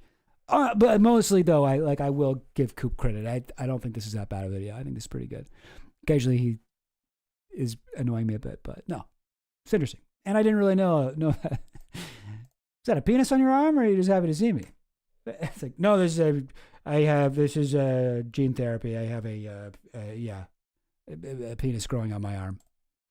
Poor guy. He must have been through a lot. I guess he lost his penis before that, and he needed to grow a new one and put it on. Man, you thought you had a rough pandemic. In my eyes, an investment into this George Church fellow and Epstein's relationship with him, and the chance of getting involved in some interesting and perhaps profitable enterprises. However, what these companies are up to is no less an interesting. What the hell was that? What is this slide? TEDx de-extinction. Hybridizing with extinct species. Okay, I guess this is not from his presentation. This is just like TED Talks doing this. Some kind of ridiculous. Like, what the? Who did this? Why does this look like a fucking conspiracy map? I guess this must have been towards the end of TED Talks. They couldn't afford graphic designers. And perhaps profitable enterprises. However, what these companies are up to is no. And also, de-extinction. That's D, capital D, lowercase e, capital E, X. And then they spelled over here, capital D, lowercase e, to the power of, like what do you call that? Raised to the power, or what is it? What's the name for that? X factorial? What the? Come on, guys. Who did that slide? Fired. Some interesting and perhaps profitable. Sorry, I got ADHD. That had nothing to do with anything, and now we will continue. Prizes. However, what these companies are up to is no less an interesting look into what George Church thinks Epstein is trying to get out of all this genetic research and this possibility of cloning himself. The companies George Church outlines are as follows. For those of you playing along at home, this is EFTA 019181994. $200,000 for Super Centurion. Annoying that he just says it but doesn't put it on screen. But he usually puts his sources in here. Yeah. Oh, nice. Okay, well. Yeah, he put a bunch of sources in there. Study.com, which is studying people who have lived over 110 years to see how their genetic information can be used for longevity. $1.5 million for egenesisbio.com, $1 million for sensor selectors, $1 million for protein stability and virus resistance, $1 million for pest control, $800,000 for aging reversal, $1.55 million for next generation pathology, $250K for space genetics, $200K for cold resistant elephants, and a $2.5 million amount reserved for a second tranche of funding for a total of $10 million. He then goes on to outline what each of these companies does. Interesting because a lot of it has to do with extending life and avoiding death. Boy, how could that ever go wrong? Clearly, though, Epstein wanted to live as long as possible, and George seemed to have also realized that and was playing to his... It's so blurry! Well, why even scroll down if you're not going to unblur it? Possible, and George seemed to have also realized that and was playing to his desires in order to start securing an investment relationship with Epstein. Makes you really wonder how they ever could have expected anyone to buy the story that Epstein actually took his own life. If it were not obvious... What? Okay. So already... Does Coop think that Epstein's still alive? That Epstein was... I know he used to, but does he still think that? Seeking to develop the tech to clone humans, which it should be because a close buddy of his asked in no uncertain terms how the cloning was going, then this should be a pretty obvious tell. In an email exchange with a guy... It's pretty obvious tell that he said, how's the cloning going? Named Joshka Bach, Epstein lets slip Joshua Bach, I think. His desires to design a superior race, a superior human. The vector, presumably, is cloning and genetic manipulation. Sorry, wait. Joshua Bach said he was trying to design a superior race? The cloning was going, then this should be a pretty obvious tell. In an email exchange with a guy named Joshka Bach. Epstein lets slip his desires to design a superior race, a superior human. The vector presumably is Wait, really? I missed that one. I read through some of the Joshua Bach stuff. They were talking about racist shit, but I didn't know. Okay. cloning and genetic manipulation. Jaska, we're going to call him Jaska, Bach, being a four-figure in the world of AI and, yes, genetics. And funny enough, he actually had the audacity to write a very long Substack post trying to wriggle his way out of his Epstein relationship and play the context card with us. But I think just based on the... We read this on stream, yeah. Embarrassing. I mean, I feel like it wasn't even like...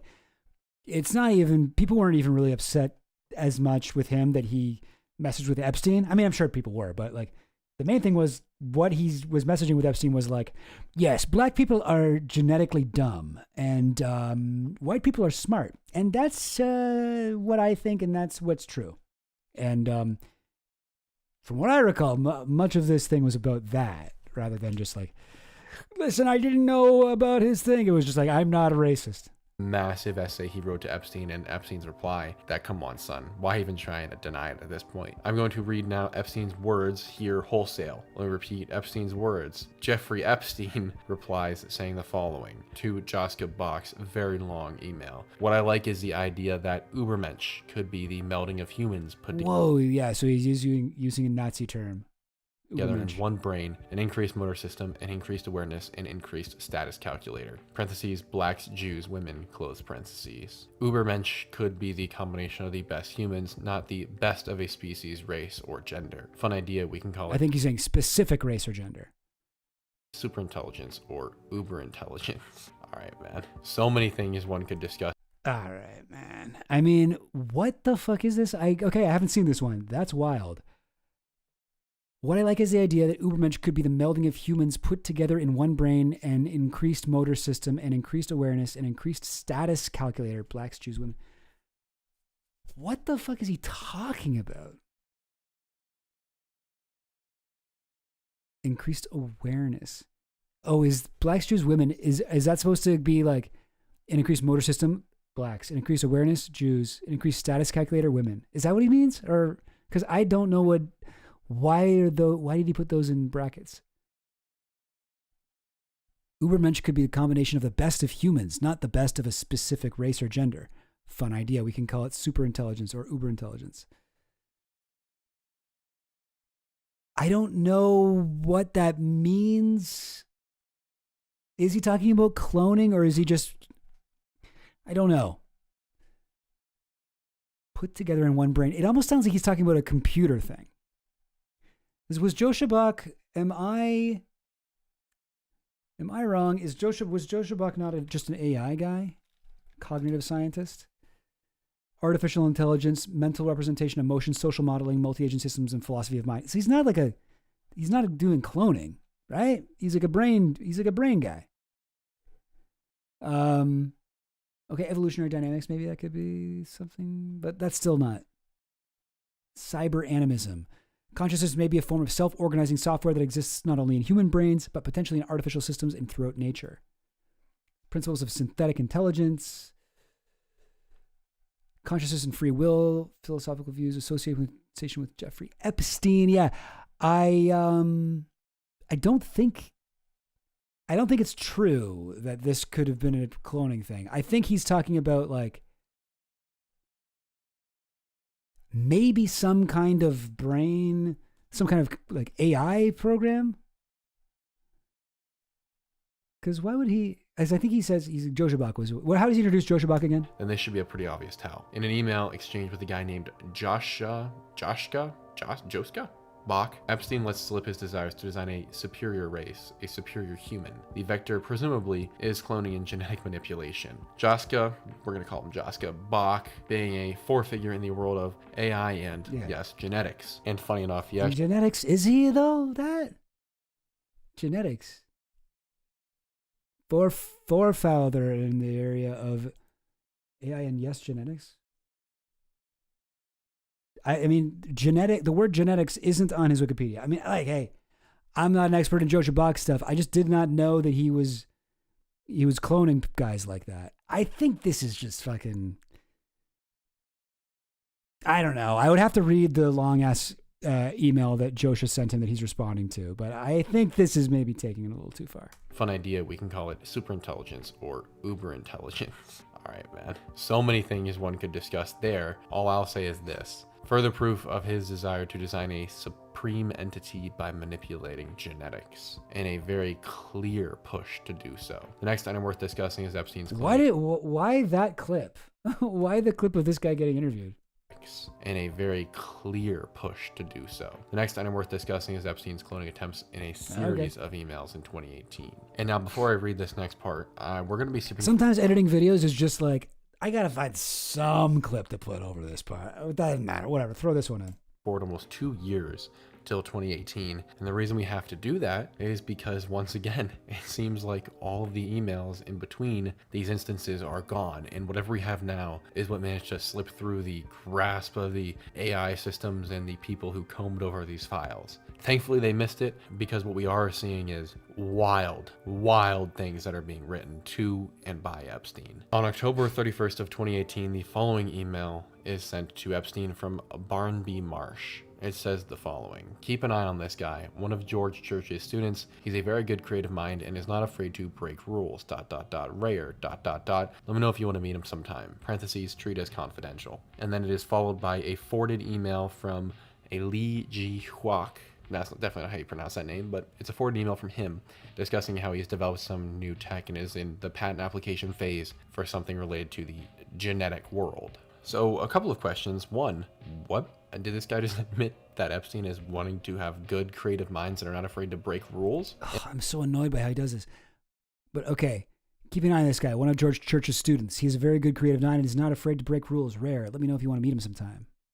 And then he goes on to forward a private communication to Epstein from the guy who is described as being not afraid to break rules. There's a lot going on in this email, but it's pretty simple. This Barnaby Marsh fellow is telling us that Epstein is looking for people in the genetic space who are very talented and are creative and are not afraid to break rules. And basically, this guy is pushing forward his own candidate to join Epstein's team or to help Epstein with a project. The same project that we now know has been in progress for about 9 years. Also, I could see this being cloning. I mean, I don't know.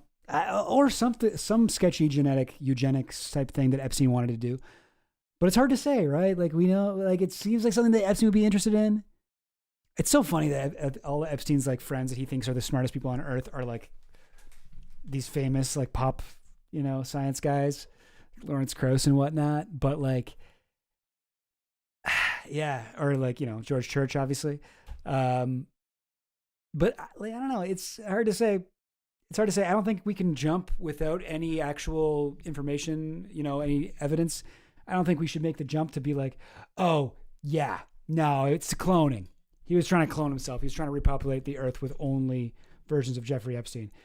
I don't think we can do that. But I think we can say something was going on here and maybe it was cloning, right? That's what I would say, at least, from what I'm being presented with here. Recall, this is one of George Church's students. George Church being the guy who has also been working alongside Epstein, mapping his genome, and whatever other work you can imagine. Barnaby Marsh, now let's talk about him specifically, is a guy who has managed billions of private wealth, has funded science and religion-related activities. Let that one sink in. And he met Epstein in person at least some... Okay, am I like... Okay, it's not just me. Like, he is doing this. Like, he just doesn't like science. He's like, evolution. Pff, fuck off with that, obviously. If we came from a monkey one, then why is it still monkey business when I do a little dance? What about that, huh? Check me, atheists. Sometimes I get vibes from this guy sometimes. But yeah, right there, he's like, this guy's religious and a scientist? Yeah, figure that one out. Right? What does he say? And religion-related activities. Specifically, is a guy who has managed billions of private wealth, has funded science and religion-related activities. Let that one sink in. And he met Epstein in person. What do you mean? Okay. He's funded science and religion research. So what, dude? That's like, there are a lot of people who are religious and believe in science. Let that one sink in. What am I supposed to let sink in there? I'm confused as to what he's getting at.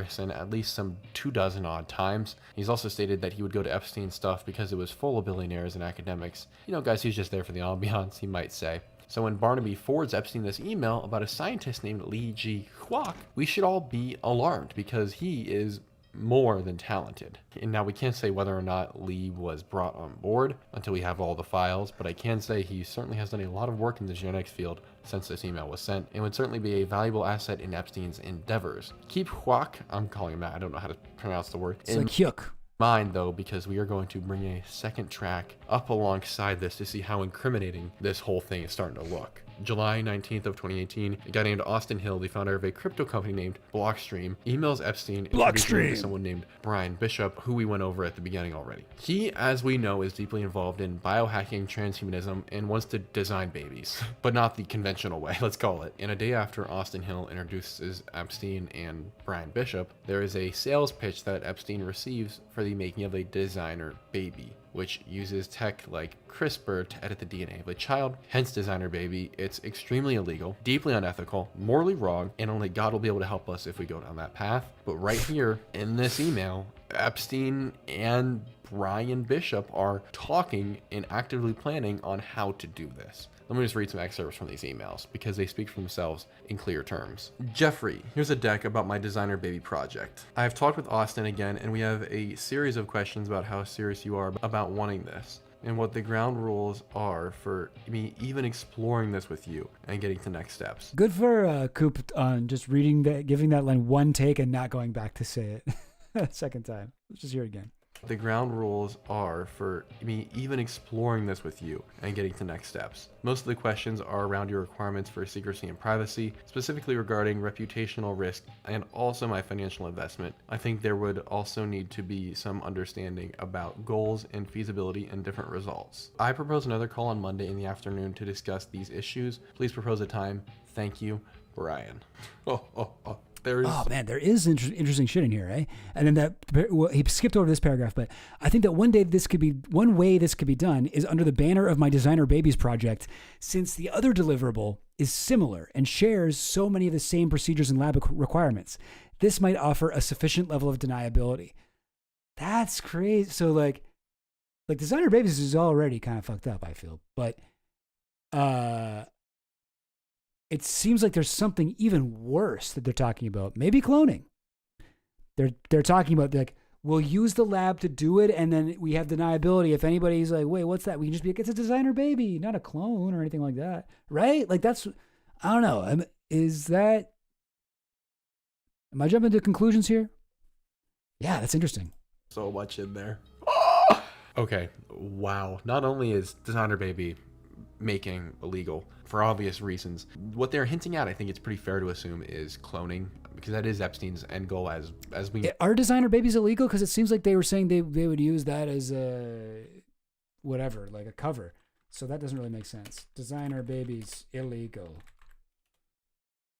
Are designer babies illegal? Designer babies. Legal boundaries and ethical concerns explained. Designer babies already exist. Their creator went to jail. What are designer babies? Silicon Valley's plausible path to this designer baby. Okay, I don't know. I couldn't find it. I don't know. Who knows? No, but even Brian Bishop, who's admitting to being involved in designer baby making, which is, once again, let's reiterate, illegal. Designer babies started with Build-A-Bear. They were prepping us. Is trying to cover his butt as much as possible to even have a conversation with Epstein about cloning. Yeah, my niece wanted me to take her to the Build-A-Bear workshop, and I was like, you're playing God. You're playing Teddy Bear God. Make Teddy Bear God strike you down if you do that. About that. And Epstein's response is simply, I'm traveling in the Mideast until the 1st. Let's do it after. I have no issue with investing. The problem is only if I am seen to lead. So wait, why is that? Why is he being like, why is he laughing like that? I mean, yes, Epstein wanted to donate money, but didn't necessarily want his name publicly associated with it or seeing like he was the leader of it. Right? No problem investing. That's not the issue. The only issue is if Epstein is seen leading a project with designer babies and cloning himself? Because because he is a convicted child sex offender. Like that was his kind of usual thing when he was talking to scientists like this. if people are horrified at the idea of designer babies and cloning as is, imagine if it was gotten out that Epstein was funding this. The horror and shock should be unparalleled. No, you're reading that wrong, Coop. Needless to say, whatever you want to call Jeffrey Epstein's charm works. The guys meet July 23rd, 2018 via the internet. The discussion, for which we don't have the transcripts, but what we do know is that Epstein sent himself an email calendar reminding him that it was happening. And this is a quote, agenda, designer babies, structuring, finance, privacy, project goals, feasible outcomes, time. Oh, my internet. No. Well, it's buffering or something. I don't know. Well, what should I do? Timelines. Oh, fuck. I just refreshed the page, but immediately it started working again. To lead. So he has no problem investing. That's not the issue. He does a little very low energy Santa Claus there. If I am seen to lead. So he has no problem investing. That's not the issue. The only issue, because I mean, what? Say whatever you want to call it. Blah, blah, blah. Okay, here we go. One rich guy getting transfusion from his son to slow down aging. Happening. And this is a quote. Yeah, Brian Johnson. Ethics barely exist these days. Yeah, isn't that right? Kids these days don't know about moral values. Before Trump's re-election, Elon put a chip in a volunteer's brain and got busted for experiments on chimps. Right. Yeah. Eyes wide shut. Nice. Agenda, designer babies, structuring, finance, privacy, project goals, feasible outcomes, timelines. And the link for this meeting is Taxmaster Genetics. I do now have to wonder when researching this if that Taxmaster is a reference to Epstein, whose cover story in the media for a long time was as a guy who was an expert in the tax world. Something to keep you up at night, I suppose. 3 days. That doesn't really keep me up at night. I'm like tossing and turning in bed. Dude, did Epstein have a domain called Taxmaster Genetics? Oh God, what if he did? What if he registered that domain somewhere? Oh God, maybe not. No, probably not. It was probably something completely unrelated. But what are the chances? Because he was a tax master, or at least that's how he portrayed himself to the billionaires of his life. Oh God, I don't think that'd really keep me up. I tried to be like, what would it be like if that bothered me? And I feel like that's one of the least worrying Epstein-related things that I've ever heard. Later, though, after the meeting, Bishop emails Epstein a use of funds spreadsheet that Epstein had requested, and make no mistake, the email explicitly states, quote, the designer baby and human cloning company. That's what this money is going to be used for. And the number that they agree on is 9. Okay, Coop, you got it. Designer baby and human clone. Okay, there you go. This is actually kind of a smoking gun, I will admit.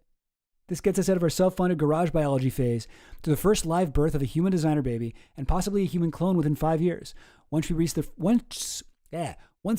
first birth, everything changes and the world will never be the same again. This is how they all talk. All these fucking guys. Much less the future of the human species. Any scientist that's trying to get money from a billionaire has to be like, by the way, this is going to change everything. This is going to be like the new fucking internet, man. It's going to be like the internet. It'll be like, you know how you're addicted to your phone? Pretty soon, people are going to be addicted to the clone. All right? That's just how it's going to be. Attached document shows $1.7 million a year for up to 5 years, $1 million for lab setup. Happy to hop on another call.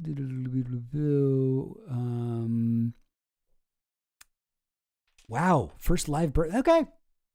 All right. I was a little skeptical. To be fair, not that skeptical. I've been saying, okay, I think this maybe is real. But I didn't know that he had it in words. Okay, Coop.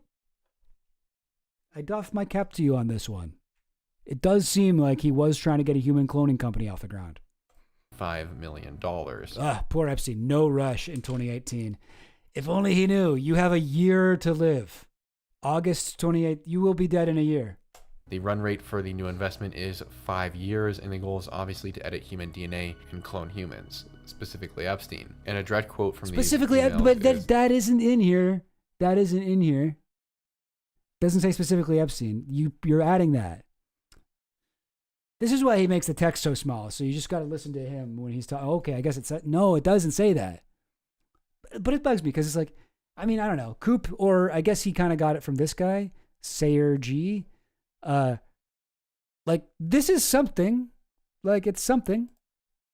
This is interesting. I didn't know about this. But they're overselling it. They're like, specifically, there's a clone. Maybe, but you haven't proven that.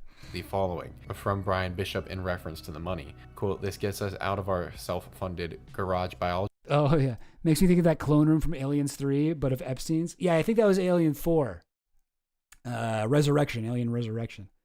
There's a bunch of, like, yeah, Ripley's and like, kill me. Yeah. Spooky stuff. Who wrote that script? Joss Whedon, I think. Who directed that movie? Jean-Pierre Jeunet? Yeah. Weird one. Not the best Alien movie. Not the worst. Second worst, probably. Of the original quadrilogy. Phase to the first live birth of a human designer baby and possibly a human clone within 5 years. Once we reach the first birth, everything changes and the world will never be the same, much less the future of the human species. And yep, that is a real quote. Yep, that is a... He's always focusing on like the least alarming parts of it. It's like, yeah, man, that's just... They're trying to get funding. That's how they talk. He's like, wow. They said it was going to change and it's like, yeah, well, I'm more concerned. Like, you should focus on the part where he says, we have your money to start the human cloning company. But that is actually kind of crazy. Once again, I think I'm missing some context and some other emails, but we do know that on August 16th, Bishop recaps Epstein, letting him know that he had visited Lithuania, where he spent time with Simon Black, the founder of a company named Sovereign Man, which does offshore asset structuring and handles regulations for the wealthiest of individuals. And the rest of the story in the files is about what you'd expect. Successes at this endgame of cloning. Bishop uses his Ukrainian biolab and begins mouse studies, seeing high success. Epstein discusses how he likes the idea of implanting an embryo and waiting 9 months, and finishes with the words, "Great ending." Ukrainian biolabs being why the US has given so much treasure and blood. Not even going to get into that though. Essentially, there are things over there that the government does not want to see the light of day. Digressing. Funny enough, November 2018 hits, and in these emails we get to... That sounds crazy what he just said, but all right. I guess we're just going to move on. See Epstein a little concerned as they may have been outdone in the quest for designer babies and cloning by Chinese scientist Jiangku Hua. Definitely did not pronounce that correctly either. This Chinese scientist announced that he had successfully... Jiangkui. It's like what Borat would say. Jiangkui. But, yeah, I'm sure that's also wrong. Sorry. Edited human babies for specific characteristics. Epstein asked Bishop's commentary on this and if they've been beaten, essentially. And Bishop then transcribes the whole announcement and interview and sends it to Epstein, following with confident words about how essentially what the Chinese have done is rudimentary and they in Bishop's lab are far beyond that. And I'm going to read this email where he's discussing with... Whoa. Okay, so yeah, we're better than that. Ultimately, this method is inferior to our new embryo modification technique. Epstein, great. And again, this could just be how scientists are talking to their billionaire founder. Oh no, we're better. Don't worry about the Chinese. Yeah. We have a lot. Ours is a lot better. Like, I'm sure the exact same email gets sent to like Sam Altman from his team every day.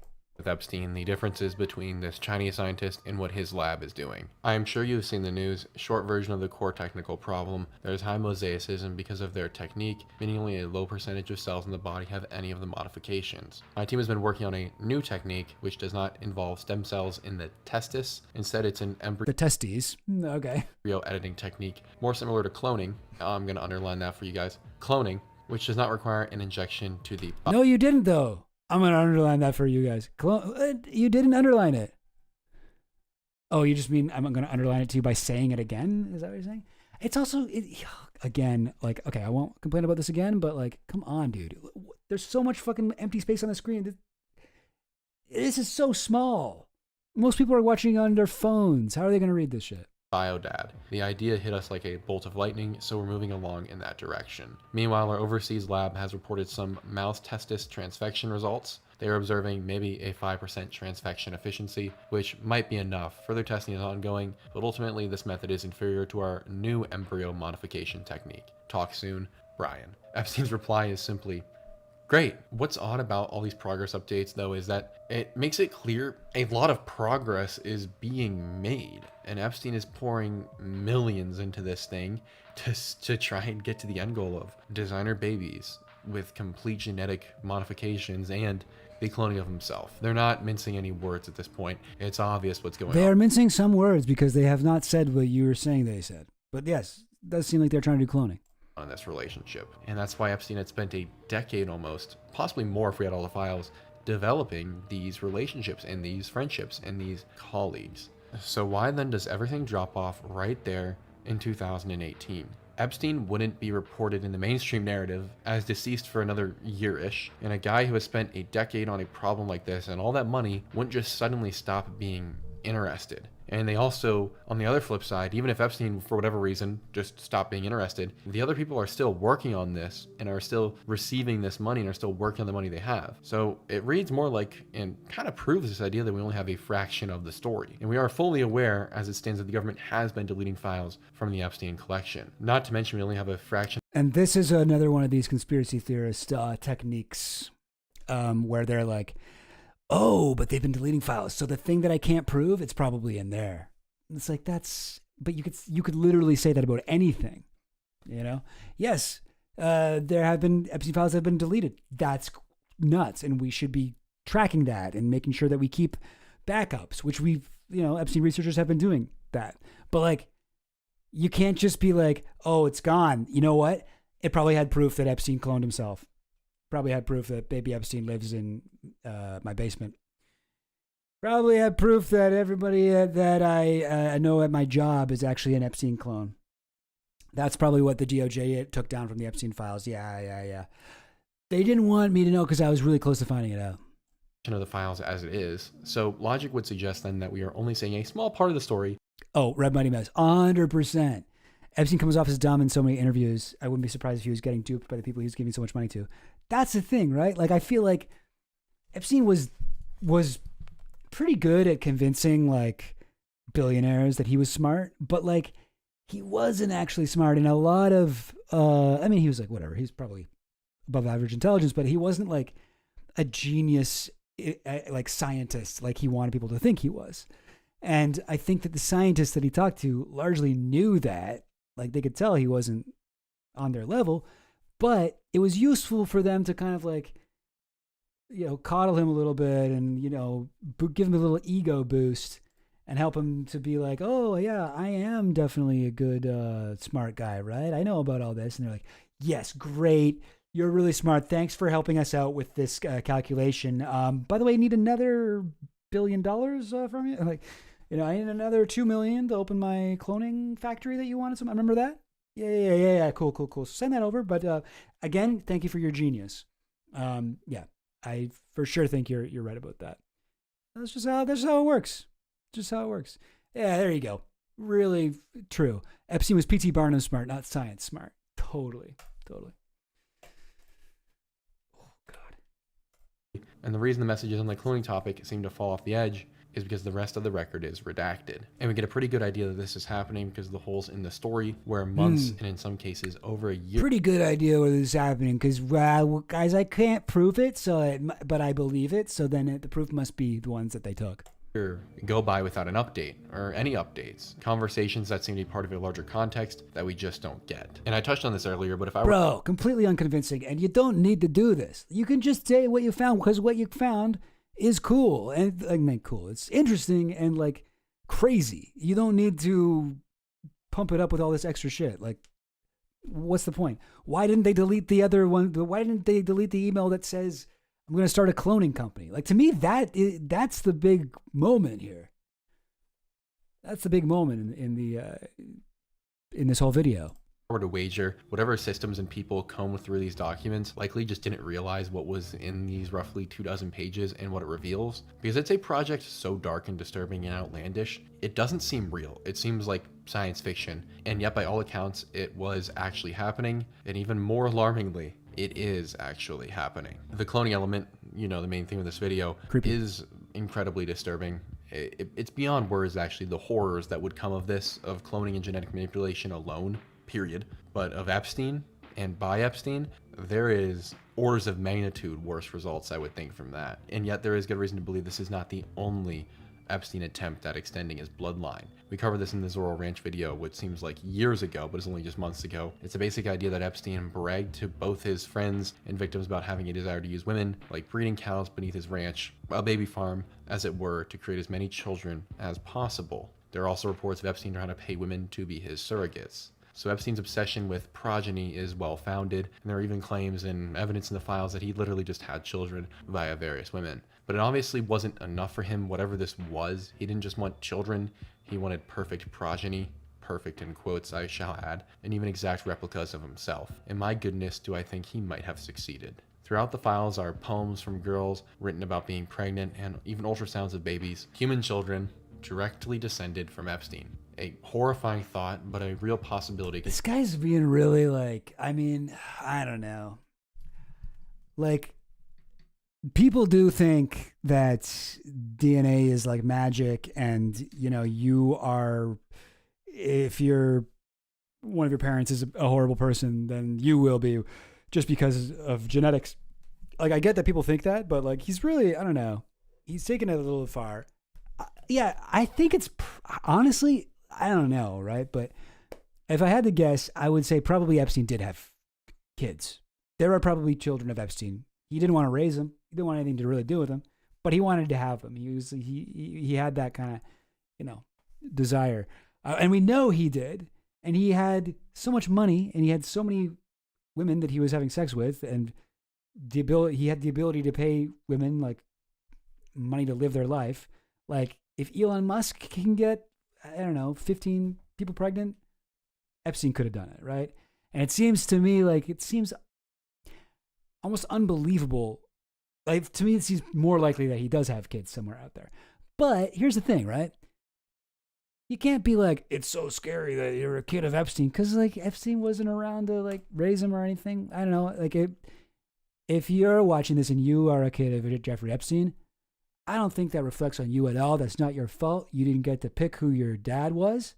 And I think that you're okay. You're all right. But there's a real, like, I don't know. Like, certain people, I think it's maybe it's like a conservative thing. It's almost like a monarchist thing where it's like, the new king's got to be the direct genetic biological descendant of the old king. This has got to be it, blah, blah, blah. Oh, you're the false king because you're not actually related.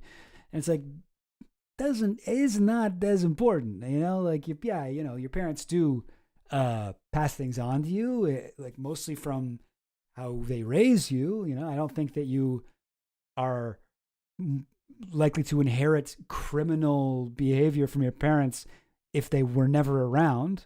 And even if they were around, you know, your fate is not set in stone. I think it's very silly.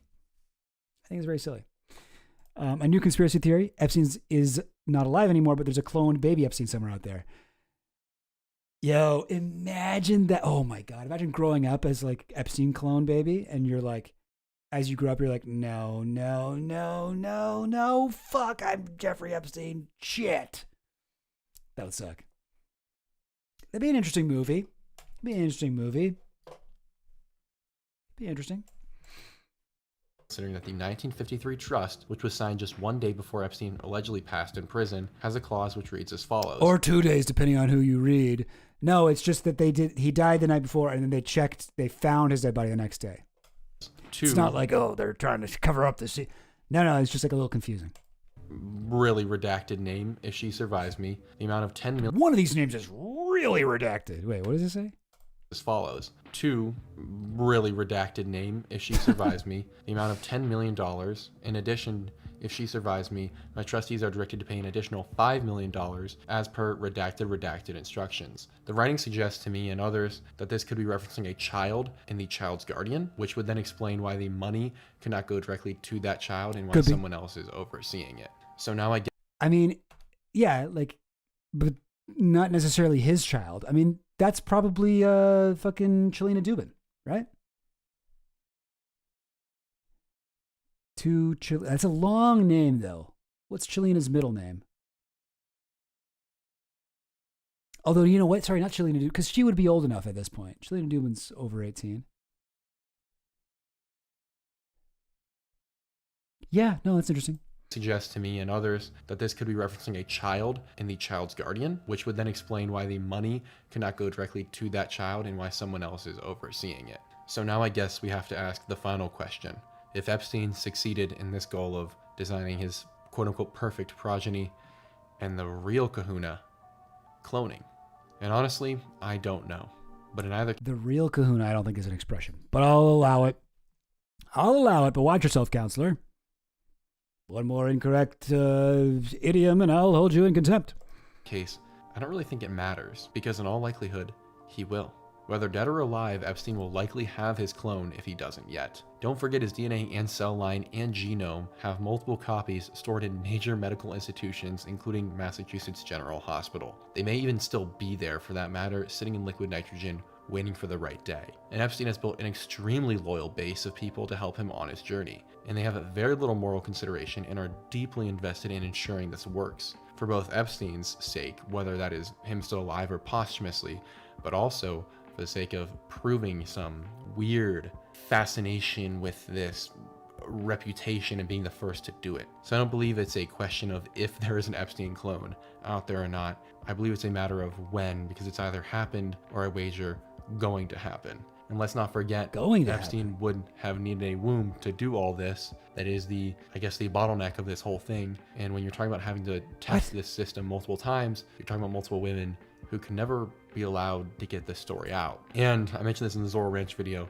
It's possibly the darkest of an even darker rabbit hole like this. And it's a dump site of corpses about a 15-minute helicopter ride or 45-minute drive from Epstein's Zorro Ranch. Oh my God, dude, come on. The odds of it being found were supposed to be 0, but through a series of events that could really only be brought down to divine intervention, this massive dump site of bodies was discovered, and it contained all women in their fertile years, many of whom were very young and had a history of either drug addiction or prostitution, so they would not have been looked for, and no one would have noticed that they were missing for quite a while. And this gravesite contained 11 bodies, and it's rumored to be only one of several sites that this killer, now known as the West Mesa Bone Collector, had compiled to hide these corpses. And we do know that at least one of the women was pregnant, making it 12 bodies that were found there. I don't know. I don't think this has anything to do with Epstein, unfortunately. I think this is just missing and murdered indigenous women. But maybe like a serial killer. I know in the area, New Mexico, that Zorro Ranch is in, young women did go missing and do go missing quite a bit in that area. And I think that's sort of fascinating, but when you look into it, they're not like Epstein's type, at least from what I understand. I don't know. Maybe I should look more into this before I speak on it with any confidence, but I don't think that this has to do with Epstein. The West Mesa. So that's not Zorro Ranch, is it? West Mesa. West Mesa murders. Epstein. Hang on. I feel like I'm telling some tales out of school here. Let me just make sure that I'm not completely out to lunch on this. The killings are believed to be the work of a serial killer. The involvement of a sex trafficking ring has also been suspected. And okay, so this guy's like, only God could have helped them find the body. No, an anonymous tip to authorities. Oh, sorry, no. This wasn't to show them where it was. Linked the murders to a suspect from El Salvador. 11 women buried by an unknown assailant dubbed the Bone Collector. Albuquerque's West Mesa, in an undeveloped area within city limits. A woman walking a dog found a human bone, reported it to police. The remains of 11 women and girls, one woman being pregnant, buried in the area. They were between 15 and 32 years of age. Most were Hispanic, and they were involved with drugs and sex work. Celiana Edwards, a 15-year-old runaway from Lawton, Oklahoma, was the only African-American and the only victim from out of state. Michelle Valdez was 4 months pregnant at the time of her death. And I will say, okay, the age range, 15 to 32, sounds like Epstein. Disappeared 2003, 2004. Okay. And when did Epstein get Zorro Ranch? Would that be before? Would that be around that time? Hang on. Zorro Ranch. We gotta go to Zorro Ranch. Okay, he did own it from 1993. All right, okay. West Mesa, Albuquerque, Rio Rancho, Santa Fe County, New Mexico. I mean, they're in the same state. But they're not like right side by side or anything. Anyway, okay.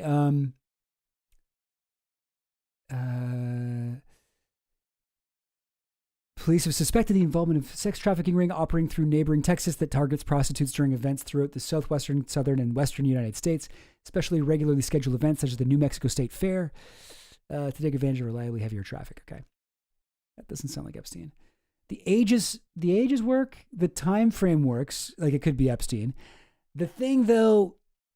And I brought this up the other stream when the guy was talking about how definitely Hillary Clinton was using Laura Silsby to smuggle Haitian orphans to Epstein Island. You got to remember, Epstein's extremely racist. He does not. His preferred woman is young, very young, underage or at least underage looking white models. This is who he likes. He says, don't bring me Asians, don't bring me black people unless they're exotically beautiful. And then these are black and Latina women, sex workers from 15 to 32 years of age. I think that's fair, Widgie. Insulting, I think, to imply these women were victims of Epstein. I think that's kind of fair, yeah, because it's like there's no reason to kind of go there. And I mean, let's check this out. Hang on. West Mesa. I'm assuming that's a place. West Mesa. Let's check it out. Google Maps. Come on now. West Mesa. Albuquerque, New Mexico. Where are we going here? Here it is. Okay, West Mesa. All right, that's this area here. And now let's find directions, not from where I'm at. Okay, don't show my location. Jeez, I got a little scared. I almost doxed myself there. But I didn't. I don't live in West Mesa, or do I? I would never say. Zorro Ranch. Is that going to be on Google Maps? I hope so. I can look it up if not. Zorro Ranch. Don't see it. Sorry, your search appears to be outside of a certain current coverage area. Comtech Communications. What the fuck did you get that from? Hang on now. Okay, it's called Rancho de San Rafael. Let's try that. Okay. Here it is. Punta Cana. Oh, this is the other thing we were looking at. Oh, yeah, this is when we were looking at the Haitian thing. Sorry. Oh, God. I have so many tabs open. Oh, my goodness. It's a problem. There we go. There it is. Let's try that. Rancho de San Rafael, New Mexico.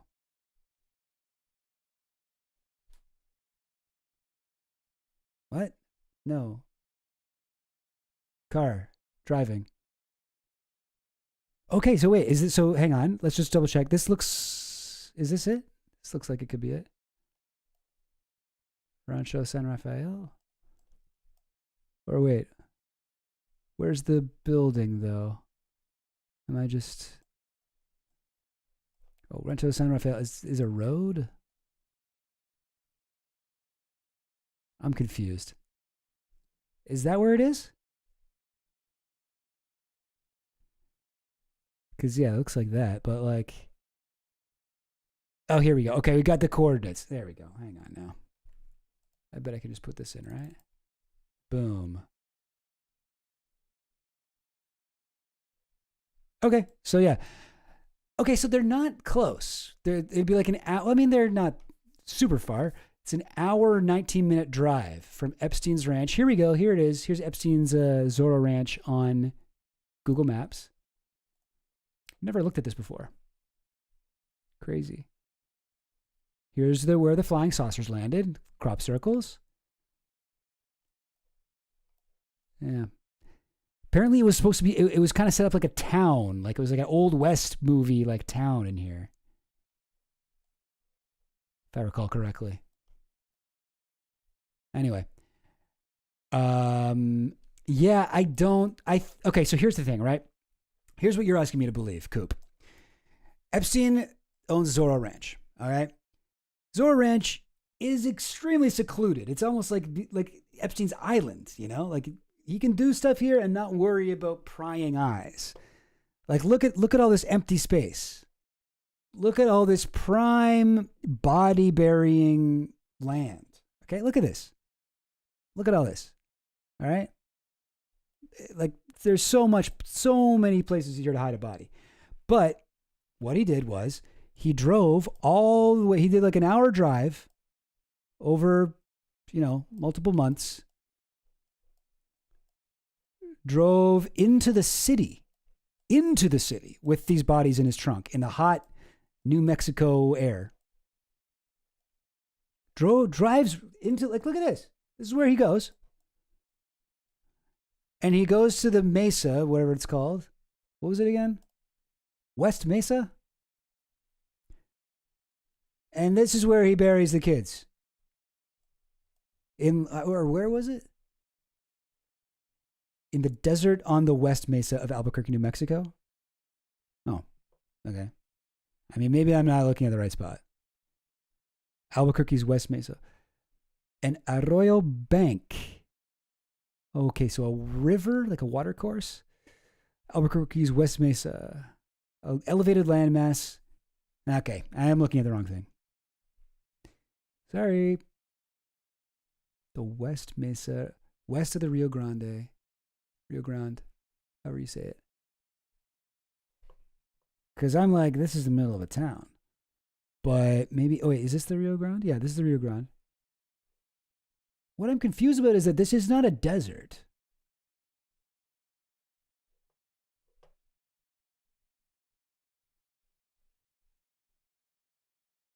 Wait, my home's on screen? Oh, geez. Guys, don't tell anyone where I live, please.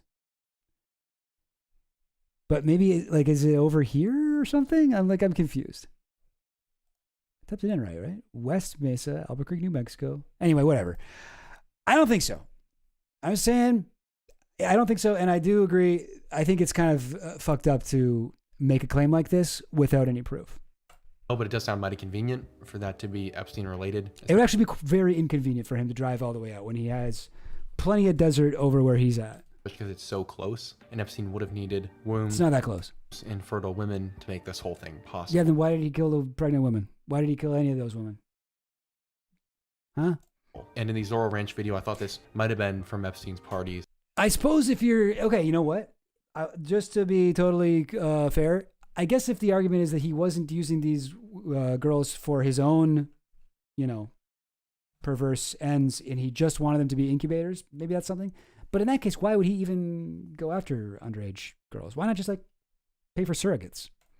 And he used these women for vile things with vile people, but it's very possible he used them for a much different sort of vile thing that we had not even theorized was possible way back when, before this release of the latest tranche of files. And so since my voice is going because I've been sick for 10 days, that is my case for the Epstein cloning and designer baby phenomena. And let me know what you guys think down below. I appreciate every single one of you for watching, and I can't wait to see you all in the next one.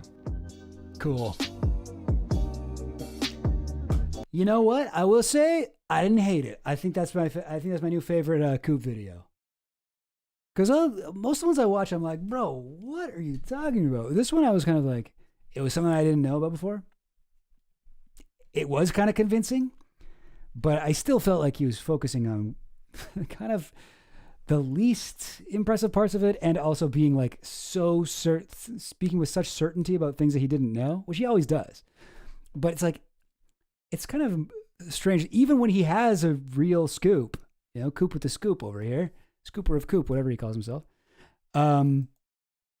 He still doesn't quite know how to present it. You know what I mean? There's a way he could have done that I would have been totally, I could make a video about that, I could make a video about that and be like, look at this, isn't this crazy? But I just wouldn't be like, yeah, so we know what this is. He's probably still alive and he cloned himself as a baby. And he's definitely, but hey, I'm nitpicking here. You know, anytime somebody gives you advice, they're never giving you advice on how to improve yourself. The only thing we're capable of advising each other on is how to be more like the person giving the advice. It's like, this is what I would do if I were in that situation. And if I were making that video, I'd make it very similarly, but there would be differences. I'd draw a couple more goblins. That's my main problem with it. I think it should have had more goblin cartoons. And I think it should have probably taken him like 8 months to do instead of a week. But no, I didn't hate it.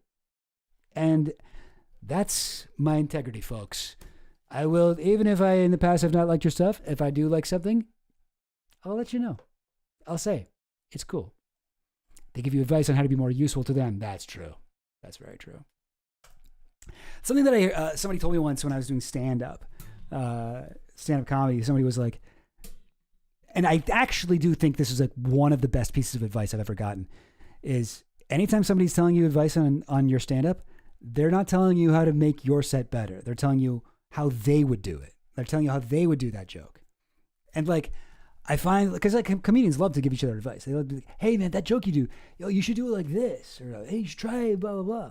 And like, sometimes I'll get people being like I remember one time a guy I knew who's like a brown comedian was telling me like, dude, you should do a joke where you talk about how brown people are like this and they always do that. And I'm like, I can't do that though. Like, it's different if I do it than if you do it, man. Like, it's not going to work.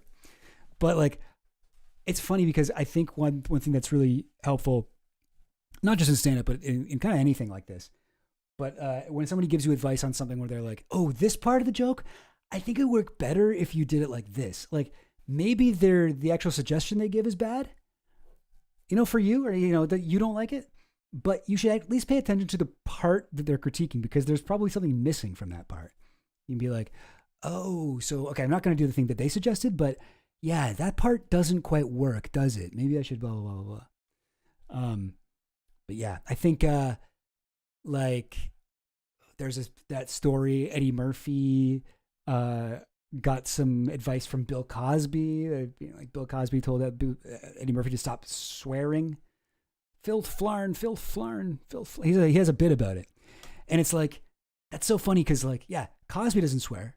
But, like, if Eddie Murphy didn't swear, it would suck. Like, that's like a big part of his act. So, yeah, that's an example of like a comedian giving advice. But I think it's true for a lot of things, right? Like, for anything kind of creative, artistic, like somebody was asking me my advice the other day for like video essays. They're like, I want to start video essays, and what do I do for that? Like, I have an idea. And they're like, oh, I have an idea for the video essay. And it was something like, it was very like academic, very like, I don't know, I can't quite remember what it was, but something that sounded kind of like early BreadTube, like, I can't remember exactly, but it was some kind of like anarchist voting sessions, the proper way to whatever, something like that, right? And I was kind of like, and the advice I was like gonna give them was like, okay, that sounds good, but it's a little bit kind of like niche and academic. Maybe you could, is there like a SpongeBob episode that you can relate it to, and then you can put that in the thumbnail and be like, oh, SpongeBob perfectly explains anarchist voting democracy patterns or whatever. And I feel like, and I didn't end up telling them that because I was kind of like, no, now I'm just trying to make them more like me or more like, other people. But maybe I should have, I don't know. But I always feel whenever I'm in that situation, I want to be like, okay, first of all, so every time someone gives you advice, understand they're advising you on how to be more like them. So don't necessarily take what I'm taking as like, you need to do this, but this is what I would do if I were you. That didn't take me that long to say. Maybe I should just say that and then I give the advice. But anyway, I get a little, I doubt myself sometimes. I'm like, oh, maybe I shouldn't. So I don't want to make them feel like I hate their idea. Oh, Coop did a video about Jim Carrey. Oh no, he did a stream about Jim Carrey. Okay, I don't really want to watch that. Who watches streams anyway? Ugh, who's got the time? Anyway, I feel like that's enough out of me, but thank you guys for watching. Appreciate y'all. Click, click, clickety clack. And yeah, we're gonna maybe move to a two streams a week schedule, and maybe I'll do the second stream on Wednesdays at noon. Wednesdays at noon. You gotta meet the people where they're at, and the people love SpongeBob. Absolutely. Absolutely. Let's fucking get out of here. Pra! You know what time it is. As I frantically look for the right button to press. Oh, God. Where is it? Here it is. I wanted to air this because I got sent this and I saw this and I watched most of it. I didn't see it all this morning. It's like 30 minutes long, but I watched part of it. And the guy's saying he's criticizing me because you do that, you don't get banned by the algorithm. And he's just one server coming on the waves we created. So he pretty much gets it. I thought it was entertaining and informative. He's also got a pretty ridiculous name. Extra Chill Goblin. We always like goblin jokes. I don't know why. I made goblin jokes years ago. They became super viral, so whatever. Yeah. We'll air that. So here's Extra Chill Goblin, and then Harrison Smith takes over. Here it is. Extra Chill Goblin. He pretty much gets it. Dirty. He's also got a pretty ridiculous name. Extra Chill Goblin Vomit, Slop, and Blood. I thought it was entertaining and informative. He's got a goblin guide charging into a goblin's nest. I don't want to see him kissing goblins. I just don't want to catch him in bed with a goblin. Literal vampire belly goblins are hobbling around coming after us. Extra chill goblin.